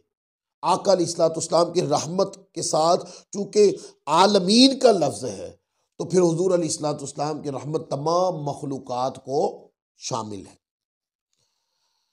फिर आगे कहते हैं मुमिनीन के लिए रहमत हिदायत करना है, मुनाफिकीन के लिए रहमत कत्ल से महफूज रखना है, काफिरीन पर रहमत यह है कि उन पर अजाब में ताखीर की जाए कि अब वो दुनिया में अजाब आम से महफूज है। ये मैंने गुफ्तगू कर दी इस पर। हज़रत इब्न अब्बास रज़ियल्लाहु ताला अन्हु फरमाते हैं कि हुजूर सय्यद आलम सल्लल्लाहु अलैहि वसल्लम मोमिनीन और काफिरीन के लिए रहमत है, क्योंकि पिछली उन उम्मतों की तरह जिन्होंने अपने नबियों की तकज़ीब की थी दुनिया में अजाब आम से बचा लिए गए थे। अगर पिछली उम्मतों पर अजाब आए, इस उम्मत में बचा लिए गए। ठीक है, ये हुजूर की रहमत है काफिरों पर। अब अगली बात बड़ी कमाल लिखी। वो कहते हैं एक रिवायत में है कि हुजूर अलैहिस्सलाम ने जिब्राइल अमीन से दरियाफ्त फरमाया क्या मेरी रहमत से तुमको भी कुछ हिस्सा मिला है? तो अर्ज करते हैं हाँ। और वो हिस्सा क्या है? वो कहते हैं कुन्तु अख्शिल आकिबता फ़अमिन्तु लिसनाइल्लाहि अज़्ज़ व जल्ला अला बिक़ौलिही ज़ी क़ुव्वतिन इंद ज़िल अर्श मकीन मुताइन सम्मा अमीन। वो कहते हैं कि हिस्सा हुजूर आपकी रहमत से मुझे ये मिला है कि हुजूर इज्जत वाला यानी अल्लाह रब्बुल इज़्ज़त की बारगाह, वहाँ इसका हुक्म माना जाता है, अमानतदार है। अल्लाह ताला ने कुरान मजीद में ये आयत करीमा नाजिल फरमाई और कहते हैं मैं अपने अंजाम और आखिरत से डरता था। जिब्राइल अमीन ने कहा कि अल्लाह की खुफिया तदबीर का किसी को पता नहीं। कहते मैं अपने अंजाम और आखिरत से डरता था। अल्लाह ताला ने मेरी मदा में यह आयत करीमा नाजिल की, ज़ी कुव्वतिन इंद ज़िल अर्श मकीन मुताइन सम्मा अमीन, जो कुव्वत वाला है, मालिक अर्श के हुजूर इज्जत वाला है, वहां इसका हुक्म माना जाता है, अमानतदार है। वो कहते हैं हुजूर जब ये आयत करीमा नाजिल हो गई तो मुझे ढारस मिली, अल्लाह के करम की नवीद मुझे सुना दी गई। तो वो कहते हैं कि ये मेरे ऊपर आका आपकी रहमत ये है कि ये आयत आप पे नाजिल हुई है। अगर ये आयत आप पर नाजिल ना होती तो मेरा अल्लाह का जो खौफ है मेरे मन में वो बरकरार रहता। फिर आगे कहते हैं हजरत जाफिर बिन मोहम्मद सादिक यानी कि इमाम मोहम्मद अस-सादिक, इमाम जाफिर सादिक, वो कहते हैं कि अल्लाह ताला के ये जो फरमान है फसलामुल लका मिन अस्हाबिल यमीन, सूरतुल वाक़िया की आयत नंबर 91, वो कहते हैं ए महबूब मुकर्रम तुम पर सलामती दाहिनी तरफ वालों से। ये तर्जुमा है इस आयत करीमा। वो कहते हैं इसका मतलब यह है, इसके बारे में मरवी है कि आपके सबब से अस्हाबे यमीन की सलामती है, बिला शक व तरद्दुद इन पर यह सलामती हुजूर अलैहिस्सलाम की रहमत और मेहरबानी की वजह से। अब इससे अस्हाबे यमीन से मुराद वो बाज़ उलमा ने लिए कि वो जो क़यामत वाले दिन बख्श दिए जाएंगे। अस्हाबे यमीन से बाज़ उलमा ने यह भी मुराद लिए वो जो जिन्होंने इस्लाम को कबूल कर लिया है, या इसके अलावा मुख्तलिफ तफसीर है इसकी। वो कहा कि ये जो इनाम मिला है इस्लाम की सूरत में, दायमी बख्शिश की सूरत में, रज़ाए रब्बी की सूरत में, कहा कि अस्हाबे यमीन को ये सारा फैज़ हुजूर की रहमत से मिला, आका के करम से मिला, हुजूर की रहमत से ये नवाजे गए। अब ये बहस थी वमा अरसलनाका इल्ला रहमतल लिल आलमीन। यहाँ पर इस आयत करीमा की गुफ्तगू काजी फुदैल बिन इयाज़ रहमतुल्लाह अलैह ने मुकम्मल कर दी। अच्छा, जैसा कि अब आगे आयत करीमा आ गई है, जैसा कि मैंने अकीदा नूरानियत और बशरियत पे अच्छी खासी रोशनी डाल दी, हम काफ़ी पढ़ चुके हैं उसको, तो अब मैं मज़ीद ये इबारत पढ़ दूंगा क्योंकि अकीदा बशर नूरानियत के दलाइल आगे आ गए। मैं सिर्फ इबारत पढ़ के गुजर जाऊंगा, क्यों, जिस चीज़ पर हमारी गुफ्तगू हो चुकी हम उस पर मज़ीद वक्त नहीं लगाएंगे। इबारत इसलिए पढ़ेंगे कि काजी फुदैल बिन इयाज़ रहमतुल्लाह अलैह की बात हमें समझ आ जाए कि उन्होंने ये अकीदा बयान किया है। वो कहते हैं कुरान मजीद में आयत करीमा सूरत नूर आयत नंबर 35, अल्लाह फरमाता है अल्लाहु नूरुस समावाति वल अर्द मसलु नूरिही कमिशकातिन फीहा मिसबाह अल मिसबाहु फी जुजाजा अज़्जुजाजतु कअन्नहा कौकबुन दुर्रियुन युक़दु मिन शजरतिन मुबारकतिन ज़ैतूना। कहते हैं अल्लाह नूर यानी उजाला है, आसमानों और जमीन का, उसके नूर की मिसाल ऐसी है जैसे एक ताक के इसमें चिराग है। ताक होती थी ना जिसमें चिराग रखा जाता था, अभी भी गूढ़े देहातों में चले जाएं तो वो अभी भी है, वो चिराग दान रखा होता था, तो उस ताक के अंदर चिराग रख दिया जाता था, वो फिर चिराग से रोशनी होती थी। तो वह कहते हैं एक ताक के उसमें चिराग है, वो चिराग एक फानूस में है, एक चिराग फानूस के अंदर है। वो फानूस गोया एक सितारा है, मोती सा चमकता रोशन होता है बरकत वाले पेड़ जैतून से। अब उन्होंने कहा ये जो मिसाल है कुरान मजीद के अंदर कि वो एक ताक है और उसमें चिराग है, और वो जो चिराग है वो एक फानूस के अंदर है, वो फानूस के अंदर है ये। और कहते हैं कि ऐसे लगता है जैसे कोई सितारा चमकता हो। उलमा फरमाते हैं कि इस आयत करीमा में जो नूर की मिसाल दी गई है, ये नूर मुस्तफ़ा की मिसाल दी गई। ये क्या है? नूर मुस्तफ़ा की मिसाल दी गई है, क्योंकि अल्लाह तबारक व तआला तमसील से पाक है। और ये जो कहा गया अल्लाह नूर समावाति वल अर्द, कि अल्लाह ताला नूर है ज़मीन व आसमान का, ये माना नोए नूरानियत नहीं है, बल्कि नूर बमाना उजाला है, रोशन करने वाला, पैदा करने वाला, तख्लीक करने वाला, सजाने वाला, ये इस माना में। तो फिर आगे वो ये इबारत पढ़ के अब इसकी तफसीर के अंदर हजरत काबे अहबार और इब्न जुबैर, इन दो ताबईन के वो ये रिवायत लाए हैं। वो कहते आयत बाला में दूसरे लफ्ज नूर से मुराद हुजूर अलैहिस्सलाम है। नूर ही, मसलु नूर ही से मुराद इस नूर की मिसाल है हुजूर अलैहिस्सलाम है। फिर आगे पूरी इबारत हो, कहते हैं इस नूर की मिसाल यानी नूर मोहम्मद सल्लल्लाहु अलैहि वसल्लम की मिसाल।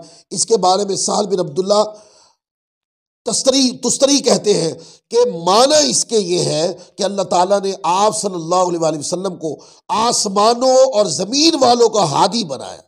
अल्लाह ताला फरमाता है कि नूर मोहम्मद सल्लल्लाहु अलैहि वसल्लम की मिसाल, जबकि आप सल्लल्लाहु अलैहि वसल्लम के अबाओ अजदाद की पुश्तों में थे, और तागीचा यानी ताक की तरह जिसका हाल ये है, और मिसबा यानी चिराग से मुराद आपका कल्ब अतहर है, जुजाजा यानी शीशा से मुराद आपका सीरा अनवर है।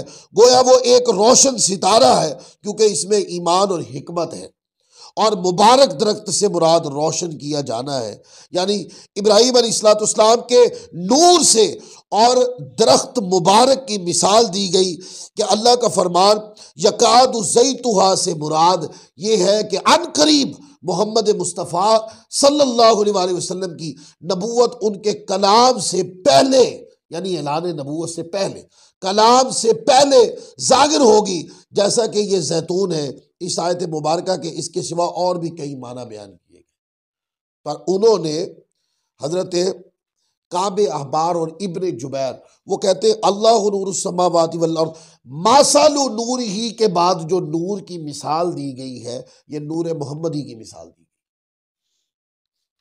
और फिर आगे नूर मोहम्मदी पे मजीद दलाइल कायम करते हैं।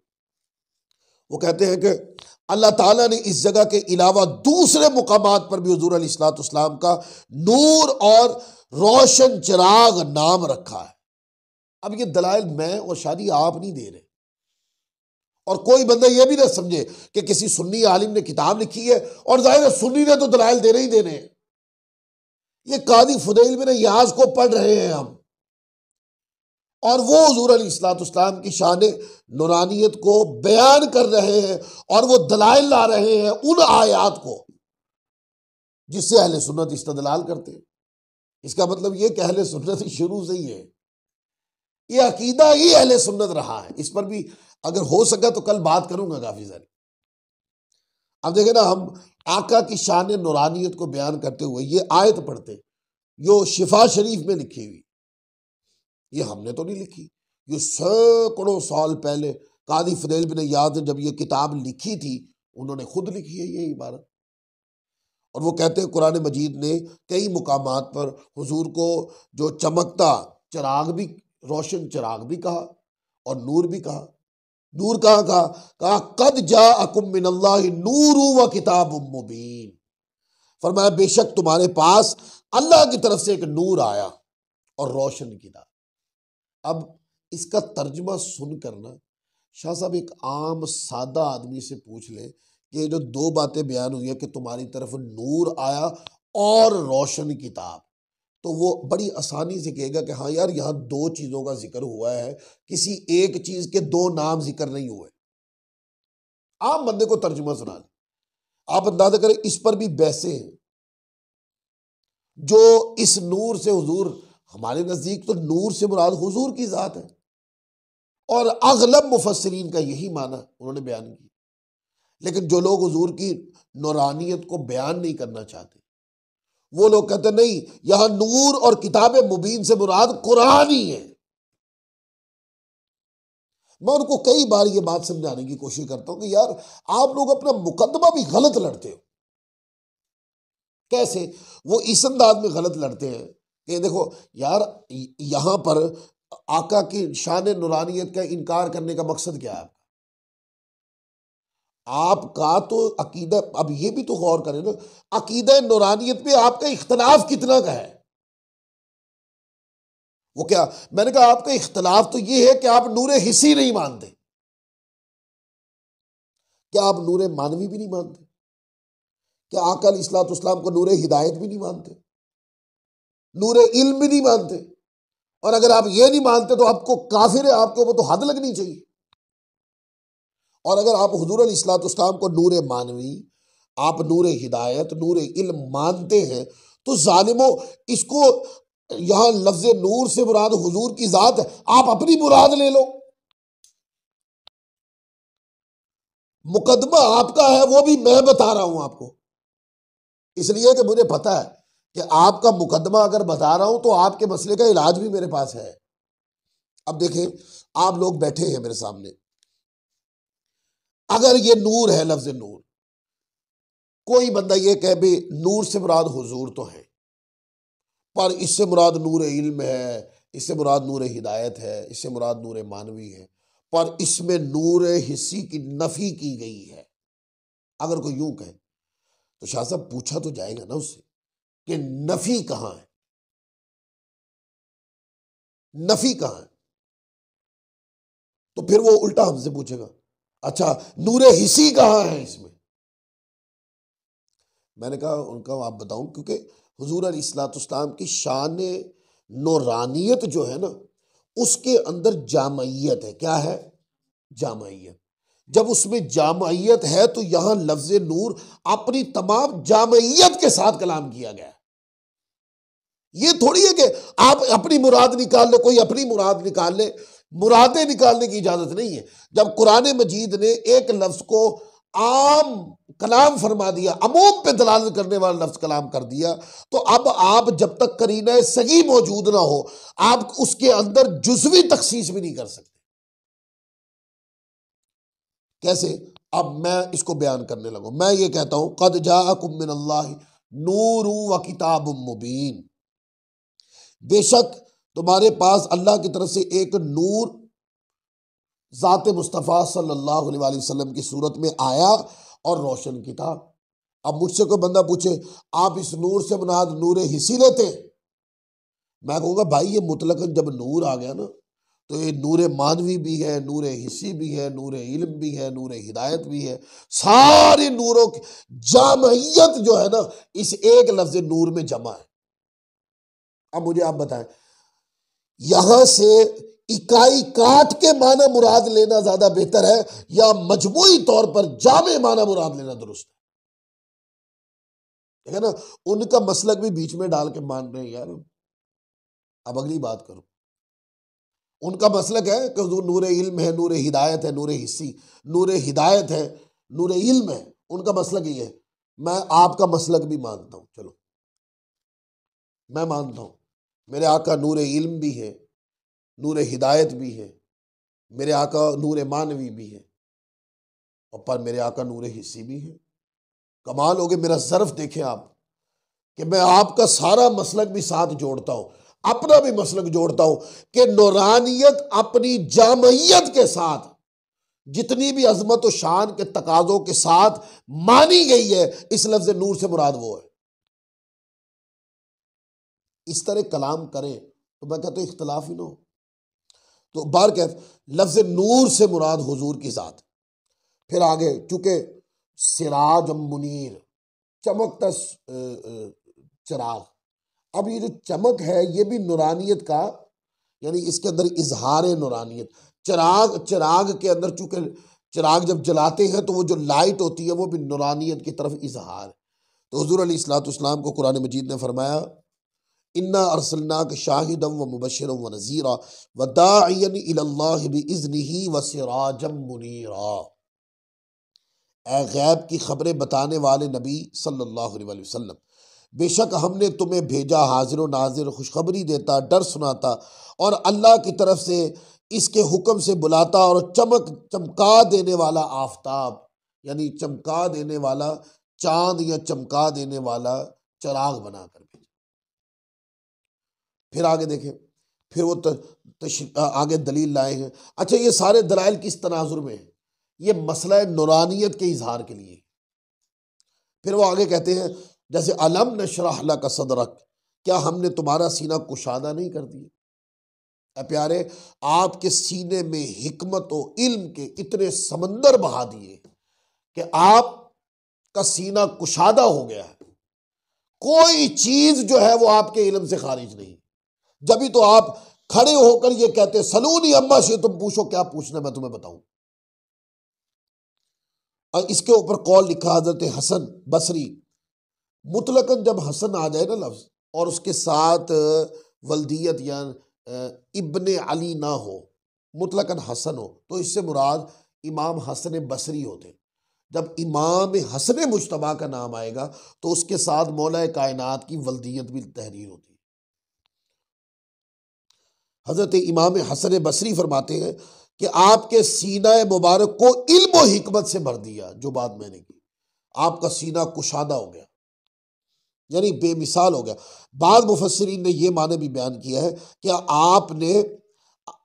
हमने आप सल्लल्लाहु अलैहि वसल्लम के कल्ब मुबारक को पाक नहीं किया, यहां तक कि वो अब वसवसों को कबूल ही नहीं करता। हुजूर का कल्ब मुनव्वर, आका अलैहिस्सलाम का सीना मुबारक जो है। फिर आगे कहा, ववदाना अन्का विज़रक अल्लज़ी अनक़द ज़हरक, और तुम पर से तुम्हारा वो बोझ उतार लिया जिसने तुम्हारी पीठ तोड़ दी थी।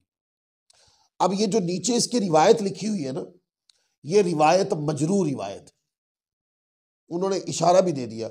मैं इसके ऊपर जरा के अकवाल भी पेश कर देता, लेकिन चूंकि हमारे पास वक्त की किल्लत है, अगर हम जरा के अकवाल की तरफ जाएंगे ना तो फिर बहस लंबी हो जाएगी। बस इतना मैंने कह दिया कि ये जो नीचे रिवायत है ये रिवायत मजरूर रिवायत है, क्योंकि इसके खिलाफ रिवायात सही है बहुत ज्यादा। उलमा का ये अकीदा है कि हुज़ूर अलैहिस्सलाम ऐलान नबूवत से पहले और ऐलान नबूवत के बाद आका अलैहिस्सलाम की ज़ात बेमिसाल है और मासूम है। हुज़ूर अलैहिस्सलाम की पाक ज़ात ऐलान नबूवत से पहले भी हुज़ूर अलैहिस्सलाम से कोई गुनाह मुमकिन नहीं,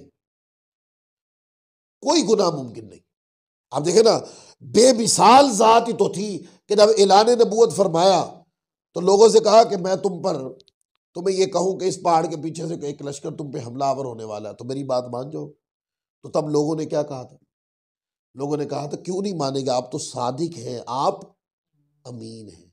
माना ये कि हुजूर ने जो 40 साल जिंदगी के गुजारे हैं उसमें कोई नक्स नहीं है, जब भी तो ये आका की बेमिसाली का ऐलान कर रहे हैं।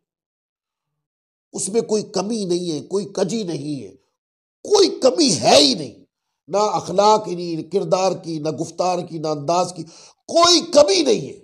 और आज ये जो कह रहे हैं कि हम क्यों नहीं मानेंगे, आप तो सादिक हैं, आप तो अमीन हैं, आप तो सच्चे हैं। इसका मतलब यह है कि 40 साल के कौलो फेल की बेमिसाली ने इस कौम को यहां तक पहुंचा दिया है कि यह हुजूर अलैहिस्सलाम के बारे में एक कमजोर जुमला बोलने के भी रवादार नहीं। और उसके बाद जब ऐलान नबूवत कर दिया तो लोगों ने आका के नजरिए के खिलाफ एहतजाज करना शुरू कर दिया, जो गलत था, लेकिन शख्सियत पर सवाल नहीं उठाए। इसलिए उलमा ने फरमाया चूंकि यह सीरत तैयबा का एक टुकड़ा है जो इस रिवायत के खिलाफ है, इस वजह से इसको मजरू कह दिया। फिर आगे कहते, बाज कहते हैं कि हमने, अब देखो ना वो काजी साहब आगे ले आए इस रिवायत के आगे, कहते बाज कहते हैं कि हमने आप सल्लल्लाहु अलैहि वसल्लम को मासूम बनाया, अगर मासूम ना करते तो यकीनन लग़ज़िशों के बोझ से कमर भारी हो जाती। इसको फ़क़ी अबू लैस समरकंदी रहमतुल्लाह अलैह ने रिवायत कि चूँकि हुज़ूर आका अलैहिस्सलाम मासूम बनाए गए हैं तो इसलिए आपकी और तुम पर से तुम्हारा बोझ उतार दिया जिसने तुम्हारी पीठ तोड़ रखी थी। इसकी और भी कई ताबीरें। फिर आगे आयत करीमा लेके आए हैं। वो आयत करीमा ये है, वरफ़ाना लका ज़िक्रक, और हमने तुम्हारे लिए तुम्हारा जिक्र बुलंद कर दिया। सबसे पहले तो इसके तर्जुमे पे गौर कर लें। इसके तर्जुमा करते हुए ना बाज़ लोग इस तरह तर्जुमा करते हैं, और हमने आपके जिक्र को बुलंद कर दिया। ये तर्जुमा मुकम्मल नहीं है। उलमा से पूछ लें, ये तर्जुमा मुकम्मल नहीं है, क्योंकि मुखातब की ज़मीर ना दो बार है। मुखातब की ज़मीर इसमें दो बार है, तो यूं कहना कि हमने आपका जिक्र बुलंद कर दिया तो ये कामिल तर्जुमा नहीं है। कामिल तर्जुमा आला हज़रत रहमतुल्लाह अलैह और उलमा अहले सुन्नत का है। वो क्या, वरफ़ाना लका ज़िक्रक, हमने आपकी खातिर आपके जिक्र को बुलंद कर दिया। काफ ज़मीर मुखातब का ज़मीर जो है वो दो बार है। हमने आपकी खातिर आपके जिक्र को बुलंद कर दिया। अब देखें, फिर थोड़ा पढ़ लूं फिर मैं इस पर बात करता हूं। याहया इब्ने आदम रहमतुल्लाह अलैह वो कहते हैं कि आप सल्लल्लाहु अलैहि वसल्लम के जिक्र की रिफत यानी बुलंदी से मुराद नबूवत का ऐलान है। बाज़ कहते हैं कि महबूब मुकर्रम, जब बंदा मुझे याद करेगा तो मेरे साथ तुम्हें भी याद करेगा, जिस तरह कलिमा में है ला इलाहा इल्लल्लाह मुहम्मद रसूलुल्लाह। अब शाह साहब, अगर वरफ़ाना लका ज़िक्रक का ये माना मुराद लें कि ए हबीब मुकर्रम, जो मुझे याद करेगा वो तुम्हें भी याद करेगा, जो मेरा जिक्र करेगा वो तुम्हारा भी जिक्र करेगा, तो वो जो कहते हैं इकट्ठा जिक्र कर दें तो शिरक का वाहम होता है, तो उनको तो फिर ये आयत करीमा पढ़नी नहीं चाहिए, क्योंकि इसका तो माना ही ये। आगे मैं इसकी तशरीहात तफसीरात पे आ रहा हूँ। वो कहते हैं कि जिस तरह कलमा तय्यबा में है क्या हबीब, जहां मेरा जिक्र होगा वहां तेरा जिक्र होगा, जैसे ला इलाहा इल्लल्लाह मुहम्मदुर रसूलुल्लाह, अल्लाह का जिक्र भी है और उसके रसूल का जिक्र भी है। फिर वो कहते हैं अजान में अल्लाह का जिक्र है, रसूल का जिक्र है, इकामत में अल्लाह का जिक्र है, रसूल का जिक्र है, नमाज में अल्लाह का जिक्र है, उसके रसूल का जिक्र है। नमाज में अल्लाह रसूल का जिक्र इकट्ठा आ जाए तो नमाज नहीं टूटती। तो जालिमो, ऐसे इबारत में अल्लाह रसूल का जिक्र इकट्ठा आ जाए तो बंदे का ईमान कैसे टूट जाता है। आगे काजी फुदैल बिन याज़ रहमतुल्लाह अलैह फरमाते हैं, अल्लाह ताला के ये फरमान हुज़ूर अलैहिस्सलाम के लिए इसकी बारगाह में इज़्ज़त व आज़मत, शराफत व मंजिलत और आप सल्लल्लाहु अलैहि वसल्लम की बुजुर्गी पर बड़ी हुज्जत और दलील है, क्योंकि आप सल्लल्लाहु अलैहि वसल्लम के क़ल्ब मुबारक को ईमान और हिदायत के लिए खोल दिया, इल्म और हिकमत की सियानत और हिफाजत के लिए वसी कर दिया, जाहिलियत के बोझ को आप सल्लल्लाहु अलैहि वसल्लम से दूर कर दिया और जाहिलियत की आदात और खसाइल को जिस पर ये लोग थे उनका दुश्मन बना दिया। आप सल्लल्लाहु अलैहि वसल्लम के दीन को उनके दीनों पर तबलीग रिसालत और नबूवत फरमा कर गालिब फरमा दिया। आप सल्लल्लाहु अलैहि वसल्लम के ऊपर से रिसालत और नबूवत के शदाइद को जो तबलीग और तबलीग रिसालत की सूरत में पेश आती थी महफूज किया, और जो कुछ आप पर नाजिल किया गया आपने उन सब को पहुँचा दिया, और आप सल्लल्लाहु अलैहि वसल्लम को आला मर्तबा इनायत फरमाया, और आप सल्लल्लाहु अलैहि वसल्लम के नाम के जिक्र को इतना बुलंद किया कि अपने नाम के साथ ही मिला लिया। अब मिला लिया, ये मैं नहीं जुमले बोल रहा हूँ, ये काजी फुदैल बिन याज़ रहमतुल्लाह अलैह कहते हैं कि इतना बुलंद किया अल्लाह ने, ए प्यारे हबीब, आपके नाम को अल्लाह ने अपने नाम के साथ मिला दिया। अब इसके ना वरफ़ाना लका ज़िक्रक आगे पढ़ने से पहले इसके चंद मानी हैं। वरफ़ाना लका ज़िक्रक के इसका एक माना ये है इस आयत करीमा का कि अल्लाह ताला ने आपके नाम को अपने नाम के साथ मिलाया। वरफ़ाना लका ज़िक्रक, अल्लाह ने फरमाया हबीब, हमने आपकी खातिर आपका जो जिक्र बुलंद किया है, इसका माना यह है कि हमने आपके नाम को अपने नाम के साथ मिला लिया है। आप पूछे इस पर दलील, भाई कुरान मजीद की 100 से ज्यादा आयतें हमने नशिस्त नंबर 1 में कोट की थी, वो यूट्यूब चैनल पे रखी, उसके ऊपर सुन ले, आयतें भी पढ़ी थी उसमें हमने। फिर 7 आयतें मैंने ऐसी निकाल के दी थी कि जिसके अंदर अल्लाह ने हुक्म में हुजूर को मिला लिया है, उधर नाम को जोड़ा है, इधर हुक्म में मिला लिया है। और फिर कहा ताकि आप सल्लल्लाहु अलैहि वसल्लम की नबूवत के मुकाम और मर्तबा और आपकी रिसालत के रुतबा की ताजीम और तौकीर का चर्चा किया। और नीचे काजी साहब लाए हैं एक रिवायत, हजरत अबू सईद खुदरी रदी अल्लाह ताला अन्हु फरमाते हैं कि जिब्राइल अमीन ने आकर कहा, और क्या कहा, कहा इन्ना रब्बी व रब्बका यकूल तदरी कैफ रफातु जिक्रका कुल्तु अल्लाहु आलम काल इदा ज़ुकिरतु ज़ुकिरत माई। फरमाया कि मेरा, जिब्राइल अमीन ने आकर हुजूर की बारगाह में अर्ज की कि मेरा और आपका रब फरमाता है, ए महबूब जानते हो किस तरह तुम्हारा जिक्र को मैंने बुलंद किया। हुजूर अलैहिस्सलातु वस्सलाम फरमाते हैं अल्लाह ही खूब जानता है। अब यहां पर एक बात की तशरीह करना चाहूँ कि ये जो लफ्ज़ आया ना कि अल्लाहु आलम, कुल तो हुजूर ने फरमाया अल्लाहु आलम, अल्लाह ही बेहतर जानता, ये जुमला हुजूर अलैहिस्सलातु वस्सलाम ने इरशाद फरमाया। पर जब हुजूर के सामने सहाबा बैठते थे तो हुजूर अलैहिस्सलातु वस्सलाम कोई सवाल पूछते या कोई बात होती तो सहाबा किराम ने कभी नहीं ये कहा कि अल्लाहु आलम, सिर्फ अल्लाह ही जानता, क्योंकि हुजूर से बड़ी जात सिर्फ अल्लाह की है। इसलिए सहाबा ने कहा अल्लाहु आलम, अल्लाह ही बेहतर जानता है, अल्लाह जानता है, अल्लाह को पता है, अल्लाह को इल्म है। लेकिन जब सहाबा सामने बैठते और कोई बात इस तरह हो जाती तो सहाबा एक भी रिवायत में ऐसी नहीं पढ़ सका कि सहाबा हुजूर के सामने बैठकर किसी साहबी ने कहा हो, हुजूर ने फरमाया कि इसका इल्म है आपको, और ने कहा जी अल्लाहु आलम, सिर्फ अल्लाह ही जानता है। ये तहकीक, गलत तहकीक ये बात की जा रही, उलमा की तहकीक मौजूद है इस पर। सहाबा ने जब भी कहा ऐसे ही कहा अल्लाहु आलम व रसूलुहु आलम या अल्लाह व रसूलुहु आलम, ये इस तरीके से जुमले आते हैं। सहाबा ने जब भी कहा अल्लाह और उसका रसूल ही बेहतर जानते। तो कहते जी, एक साहब कहने लगे, यानी कि आप अंदाजा करें कि बद अकीदगी भी उछल के कैसे बाहर निकलती। वो कहने लगे कि भाई हम तो सुन्नत पे अमल करेंगे। सुन्नत क्या है? वो कह रहे सुन्नत तो यह है कि हुजूर ने फरमाया अल्लाहु आलम, अल्लाह ही बेहतर जानता। हालांकि मैं ताबीर कर चुका हूं कि आका अलैहिस्सलाम से बड़ी जात सिर्फ अल्लाह की है, इसलिए हुजूर अलैहिस्सलाम ने अपने से बड़ी जात की तरफ बात को मंसूब फरमा दिया।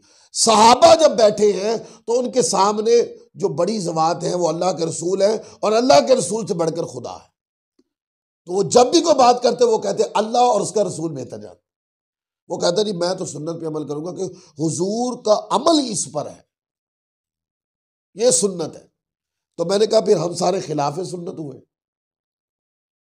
भाई आपने जो फतवा दे दी है और आपकी नजदियत ने और आपकी जो है ना वो खारजियत ने, वहाबियत ने एक चोर रास्ता जो निकाल लिया है, तो फिर आप हमें क्या ये समझते हम सुन्नत से दूर हैं? हम अहले सुन्नत है यार, आप तो अहले हदीस है। और ये अहले हदीस उन्वान एक झूठा सा उन्वान है। आप सारी हदीसों पे अमल नहीं करते, झूठ बोलते हैं आप लोग, बिल्कुल झूठ बोलते हैं। मैं आपको ऐसी हदीसें पढ़ के सुनाऊंगा, आपका अमल नहीं है उस पर, और आप सारी जिंदगी कर भी नहीं सकते। अहले सुन्नत जो है वो हुजूर के कौल फेल, आका का फरमाना, हुजूर अलैहिस्सलाम का कुछ करना या हुजूर के सामने कुछ हुआ उस पर अमल करते हैं जो सही सनद के साथ साबित हो। तो उन्होंने कहा जी हुजूर ने तो ये कहा अल्लाहु आलम। अच्छा, मैंने कहा फिर सहाबा क्या कहते थे? अब आप सुन्नत पे अमल कर रहे हैं तो मैं भी बता दूं हम अहले सुन्नत है, हम भी सुन्नत पर ही है। वो क्या? मैंने कहा देखो ना, सुन्नत 3 तरह की होती है। एक सुन्नत ये है कि हुजूर कुछ फरमा दे, ये सुन्नत कौली है। कोई काम हुजूर फरमा रहे थे, किसी ने देखा, रिवायत कर दिया, ये सुन्नत फेली। और अगर हुजूर के सामने कोई काम हो और हुजूर खामोश रहे, मना ना फरमाए, ये कि हुजूर की क्या हुई, ये हुजूर की सुन्नत तकरीरी हुई। ये सुन्नत की तीन किस्में हैं। तो मैंने कहा कि जब हुजूर के सामने सहाबा किराम फरमाते थे, अर्ज करते थे, कहते थे अल्लाह व रसूलुहु आलम, तो मुझे बताओ आका अलैहिस्सलाम समात करते थे, हुजूर की बारगाह में ये कहा जाता था? जी, हुजूर की बारगाह में ये कहा जाता था। तो फिर मैंने कहा हुजूर मना फरमाते थे? वो कह रहे नहीं। तो फिर मैंने कहा ये सुन्नत नहीं है, ये भी तो सुन्नत ही है कि हुजूर की मौजूदगी में सहाबा किराम अर्ज कर रहे हैं अल्लाहु आलम व रसूलुहु आलम। तो हुजूर अलैहिस्सलाम मना नहीं फरमा रहे, इसका मतलब यह है कि ये मुस्तफ़ा की सुन्नत है। अब मैंने कहा अगली बात करता हूं। अगली बात यह है कि आप क्या कहते हैं, अल्लाहु आलम। तो जब हम जिस पे हम कहते हैं अल्लाहु आलम व रसूलुहु आलम, हम जिस सुन्नत पे अमल करते हैं उसमें आप वाली बात भी है, सहाबा वाली बात भी है। आप जिस सुन्नत पे अमल करते हैं उसमें सहाबा का अमल नहीं है, यानी सुन्नत तकरीरी का फैज नहीं है उसके अंदर। तो आप सरकार, मैंने कहा ऐसा करें, आप भी इसी सुन्नत पे आ जाए और ये कहा करें कि अल्लाह व रसूलुहु आलम। और अगर आज कोई बंदा कह दे, कोई इल्म की बात हो और वो कहे भी अल्लाह और उसका रसूल बेहतर जानता है, तो वो सारी इसी सुन्नत के तहत होगी। ठीक है। तो इसका एक मतलब ये बयान किया, कहा कि जिब्राइल अमीन ने कहा कि आका आपको पता है अल्लाह ने आपके जिक्र को कैसे बुलंद किया? हुजूर ने फरमाया अल्लाह बेहतर जानता है।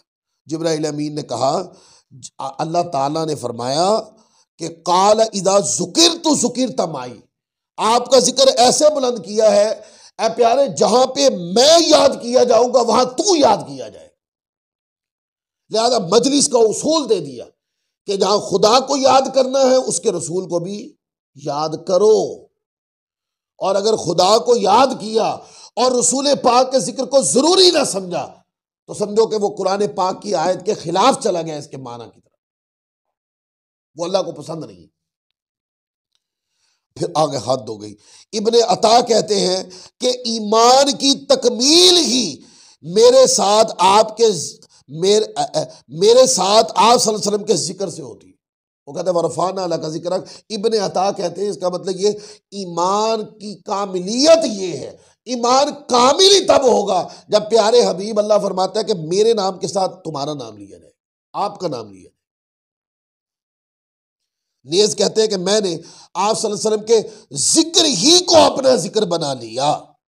ये मैं पढ़ूंगा। लिहाजा जिसने आपका जिक्र किया, अल्लाह फरमाता है उसने मेरा जिक्र किया। पहले तो ये था ना कि वरफाना लका जिक्र का माना है कि जिसने, जहां मेरा जिक्र होगा वहां ए प्यारे आपका जिक्र होगा। इमाम इब्ने अता कहते हैं कि अल्लाह का ये जो फरमाना वरफाना लका जिक्र, इसका मतलब ये है ए प्यारे मैंने आपके जिक्र को अपना जिक्र बना दिया। अब कोई आपका जिक्र भी करेगा तो वो मेरा जिक्र हो जाएगा। और हजरत इमाम जाफिर बिन मोहम्मद यानी इमाम जाफिर अस-सादिक रहमतुल्लाह अलैह वो रिवायत करते हैं, वो कहते हैं कि जो वरफाना लका जिक्र का माना क्या है, वो कहते हैं जो शख्स तुम्हारी रिसालत का इकरार करेगा उसने मेरी रबूबियत का इकरार किया। और कुरान मजीद के अंदर ऐसा मौजूद है कि आका अलैहिस्सलाम की ज़ात अक़दस पर यानी हुजूर पर ईमान लाना यह दलालत है कि अल्लाह पर भी ईमान लाए हैं। कुरान पाक में ये आयतें मौजूद है, कल सुबह पढ़ेंगे वो आयत। कल का दर्स इसी जगह से शुरू होगा।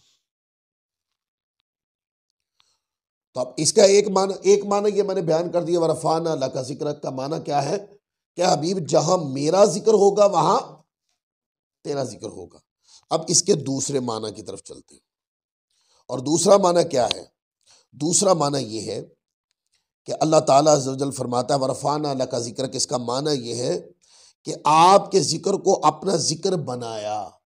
अल्लाह ने फरमाया ए प्यारे आपका जिक्र जो है वो मैंने अपना जिक्र बना लिया, जो अब आपका जिक्र करेगा तो मेरा जिक्र होगा।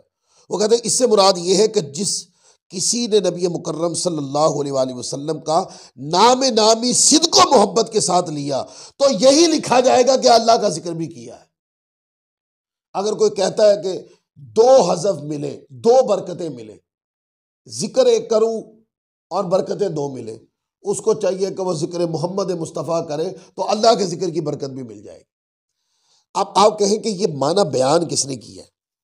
ये मैंने इमाम अब्दुर रहमान अस-सुलमी रहमतुल्लाह अलैह ने अपनी तफसीर में इमाम जाफिर बिन मोहम्मद अस-सादिक यानी इमाम जाफिर सादिक रहमतुल्लाह अलैह से इसको बयान किया। वो कहते हैं वरफ़ाना लका ज़िक्रक के माना बयान करते हुए फरमाया, यानी मैंने अपने ज़िक्र से तेरा ज़िक्र जारी कर दिया, गोया जिसने तेरा ज़िक्र किया उसने मेरा ज़िक्र किया। और एक और रिवायत में है, आपसे मरवी है कि अल्लाह ताला ने फरमाया मैंने अपने साथ तेरा जिक्र किए जाने को तकमील ईमान के लिए लाजिम करार दे दिया। शिफा शरीफ से पढ़ा है। फिर आगे तीसरा माना है इसका, और तीसरा माना कमाल है। और तीसरा माना ये है, इस माना को इमाम अबू बकर इब्ने अबी शैबा ने रिवायत किया, इमाम इब्ने जरीर तबरी ने रिवायत किया, इब्ने मुंजर ने रिवायत किया, इमाम इब्ने अबी हातिम ने रिवायत किया, इमाम मुजाहिद ने इसको रिवायत किया। और फरमाते हैं कि कुरान पाक में जो आयत करीमा है इसकी तफसीर के अंदर बयान किया, अला बिज़िक्रिल्लाहि तत्मइन्नुल क़ुलूब। तर्जुमा है, जान लो कि अल्लाह ही के जिक्र से दिलों को इत्मीनान नसीब होता है। वो कहते हैं कि इसका मतलब क्या है? कहते हैं इसका मतलब यह है कि मैं ज़िक्रुल्लाह के बारे में बयान किया है कि ज़िक्रुल्लाह से मुराद मोहम्मद मुस्तफ़ा का जिक्र है। यानी कि इसमें जो लफ्ज़ जिक्र अला बिज़िक्रिल्लाह, कि अल्लाह के जिक्र से दिलों को चैन मिलता है, वो कहते हैं इस जिक्र से मुराद जिक्र मोहम्मद मुस्तफ़ा है। इमाम अबू शेख ने हज़रत मुजाहिद से इस आयत अला बिज़िक्रिल्लाह के माना रिवायत किए। वो कहते हैं इससे मुराद मोहम्मद रसूलुल्लाह सल्लल्लाहु अलैहि वसल्लम और आपके असहाब का जिक्र है। और अबू शेख ने हज़रत अनस इब्न मालिक से रिवायत किया, कहा रसूलुल्लाह सल्लल्लाहु अलैहि वसल्लम ने जब यह आयत करीमा अला बिज़िक्रिल्लाहि तत्मइन्नुल क़ुलूब, जान लो कि अल्लाह के जिक्र से दिलों को इत्मीनान नसीब होता है, वो कहते हैं नाजिल हुई तो अपने असहाब से फरमाया क्या तुम इसका मतलब जानते हो? उन्होंने अर्ज़ किया अल्लाह और उसका रसूल ही बेहतर जानते। और आपने फरमाया इससे मुराद वो शख्स है जिसने अल्लाह ताला और उसके रसूल से मोहब्बत की और मेरे सहाबा से मोहब्बत की। वो फिर आगे सारी इसके ऊपर बयान किया, यानी कि कहा कि हुजूर अलैहिस्सलाम का जो जिक्र है, या तो वरफ़ाना लका ज़िक्रक का ये माना है कि हबीब मुकर्रम जहां मेरा जिक्र होगा वहां तेरा जिक्र होगा।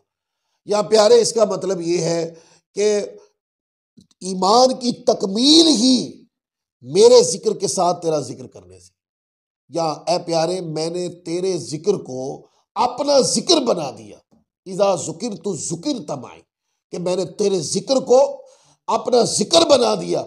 अब जो तेरा जिक्र करेगा तो समझा जाएगा कि मेरा भी जिक्र हुआ। फिर आगे देखें, फिर वो आगे कहते हैं, उन्होंने फिर आगे मिसालें कोट कर दी कि वरफ़ाना लका ज़िक्रक से मुराद मुकाम शफात भी लिया है। कहते हैं अल्लाह ताला के जिक्र के साथ हुज़ूर अलैहिस्सलाम के जिक्र के कबील से ये भी है कि अल्लाह ताला की इताअत के साथ हुज़ूर की इताअत, अल्लाह ताला के नाम के साथ हुज़ूर अलैहिस्सलाम का नाम मिलाकर बयान करना चाहिए। अब आप देखते हैं ये सारी बहस जो अब तक पढ़ के आए हैं, मिला के हुजूर का नाम मिला के बयान करो, हुजूर का नाम पीछे नहीं छोड़ना चाहिए, अल्लाह के नाम के साथ मिला के बयान करो।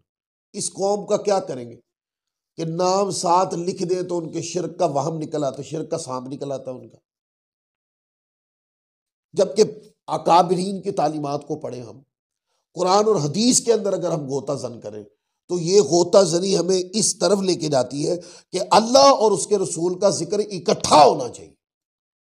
कुरान पाक को देखें तो भी ऐसा ही, कुरान पाक के मज़ामीन में देखें तो भी ऐसा ही, अहादीस को देखें तो भी ऐसा है।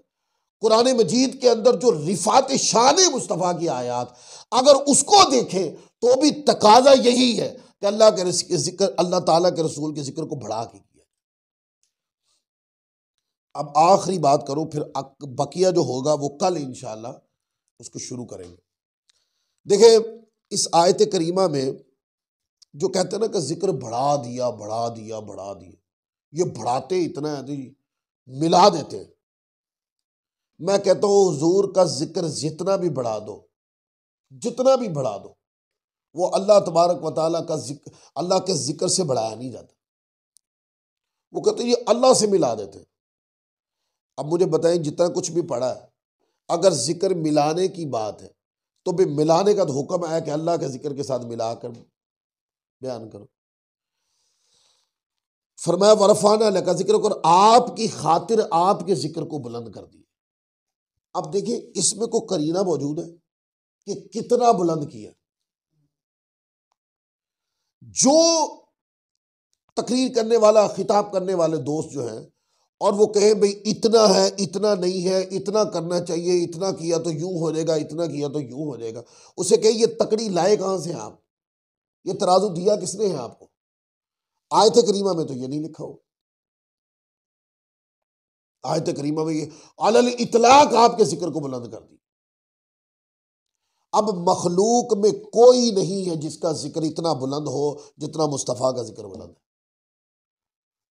अब बुलंदी अगर नापनी हो, एक मिसाल है, कोई चीज बुलंद है,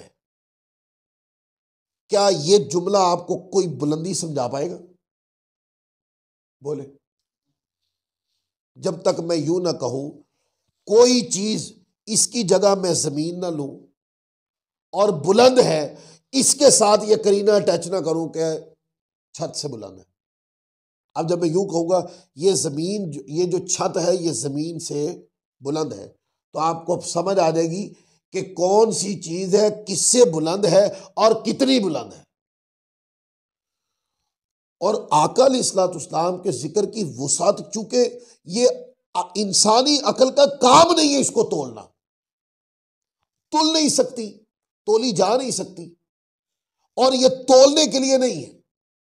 अब देखें ना, अगर इसका कोई करीना जिक्र कर दिया जाता तो फिर लोग तोलते, तकड़ी तराजू, अकल के तराजू में रख के लोग तोलते, और फिर हुजूर का जिक्र महदूद होता जो रब की मंशा नहीं है। आका के जिक्र की हद क्या है इसका पता सिर्फ है तो खुद आका के रब को पता है, बस जिसने जिक्र बुलंद किया। मखलूक में, मलाइका में, फरिश्तों को भी नहीं पता कि हुजूर के जिक्र की बुलंदी कितनी है। अच्छा, ये क्यों किया? ताकि सारे लोग आका के जिक्र में मस्त रहे, तोलने की तरफ तवज्जो भी किसी की ना जाए, क्योंकि जो तुलता है वो फिर महदूद होता है। अल्लाह ने हुजूर का जिक्र महदूद नहीं करवाना था, वो हुदूद से वरा करवाना था। अब देखें, जब पता है कि हुजूर का जिक्र बुलंद है तो एक माइंडसेट होता है कि हमें ये नहीं पता कि कितना को बुलंद है। माने ये कि जितना भी बुलंद करो कम है, तो बुलंद करने वाला जितनी भी मेहनत करे, जितना भी जिक्र करे, तो उसके ज़हन में एक ही बात आएगी कि हक का दान नहीं हुआ। अल्लाह की मंशा भी यही है कि लोग मेरे महबूब के जिक्र में गुम रहे, इतने गुम रहे कि ये जितना भी करे कहे कम है, क्योंकि मैंने हबीब इनमें भेजकर एहसान कर दिया है इन पर, अपने हबीब को भेजकर। अब ये मेरे महबूब का जिक्र कर करके थक जाए, पर मेरे महबूब के जिक्र की कमी ना इनको पता चले, और सिर्फ ये जिक्र में गुम रहे, जिक्र में गुम रहे, जिक्र तुल ना सके। इसीलिए तो कुरान मजीद ने अलल इतलाक हुजूर का जिक्र बुलंद किया।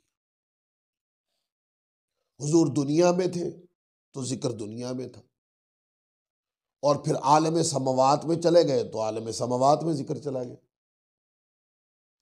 आलम समावात से गुजर के सिदरतुल मुंतहा के किनारे पे आगे खड़े हो गए, जिक्र सिदरतुल मुंतहा तक गया।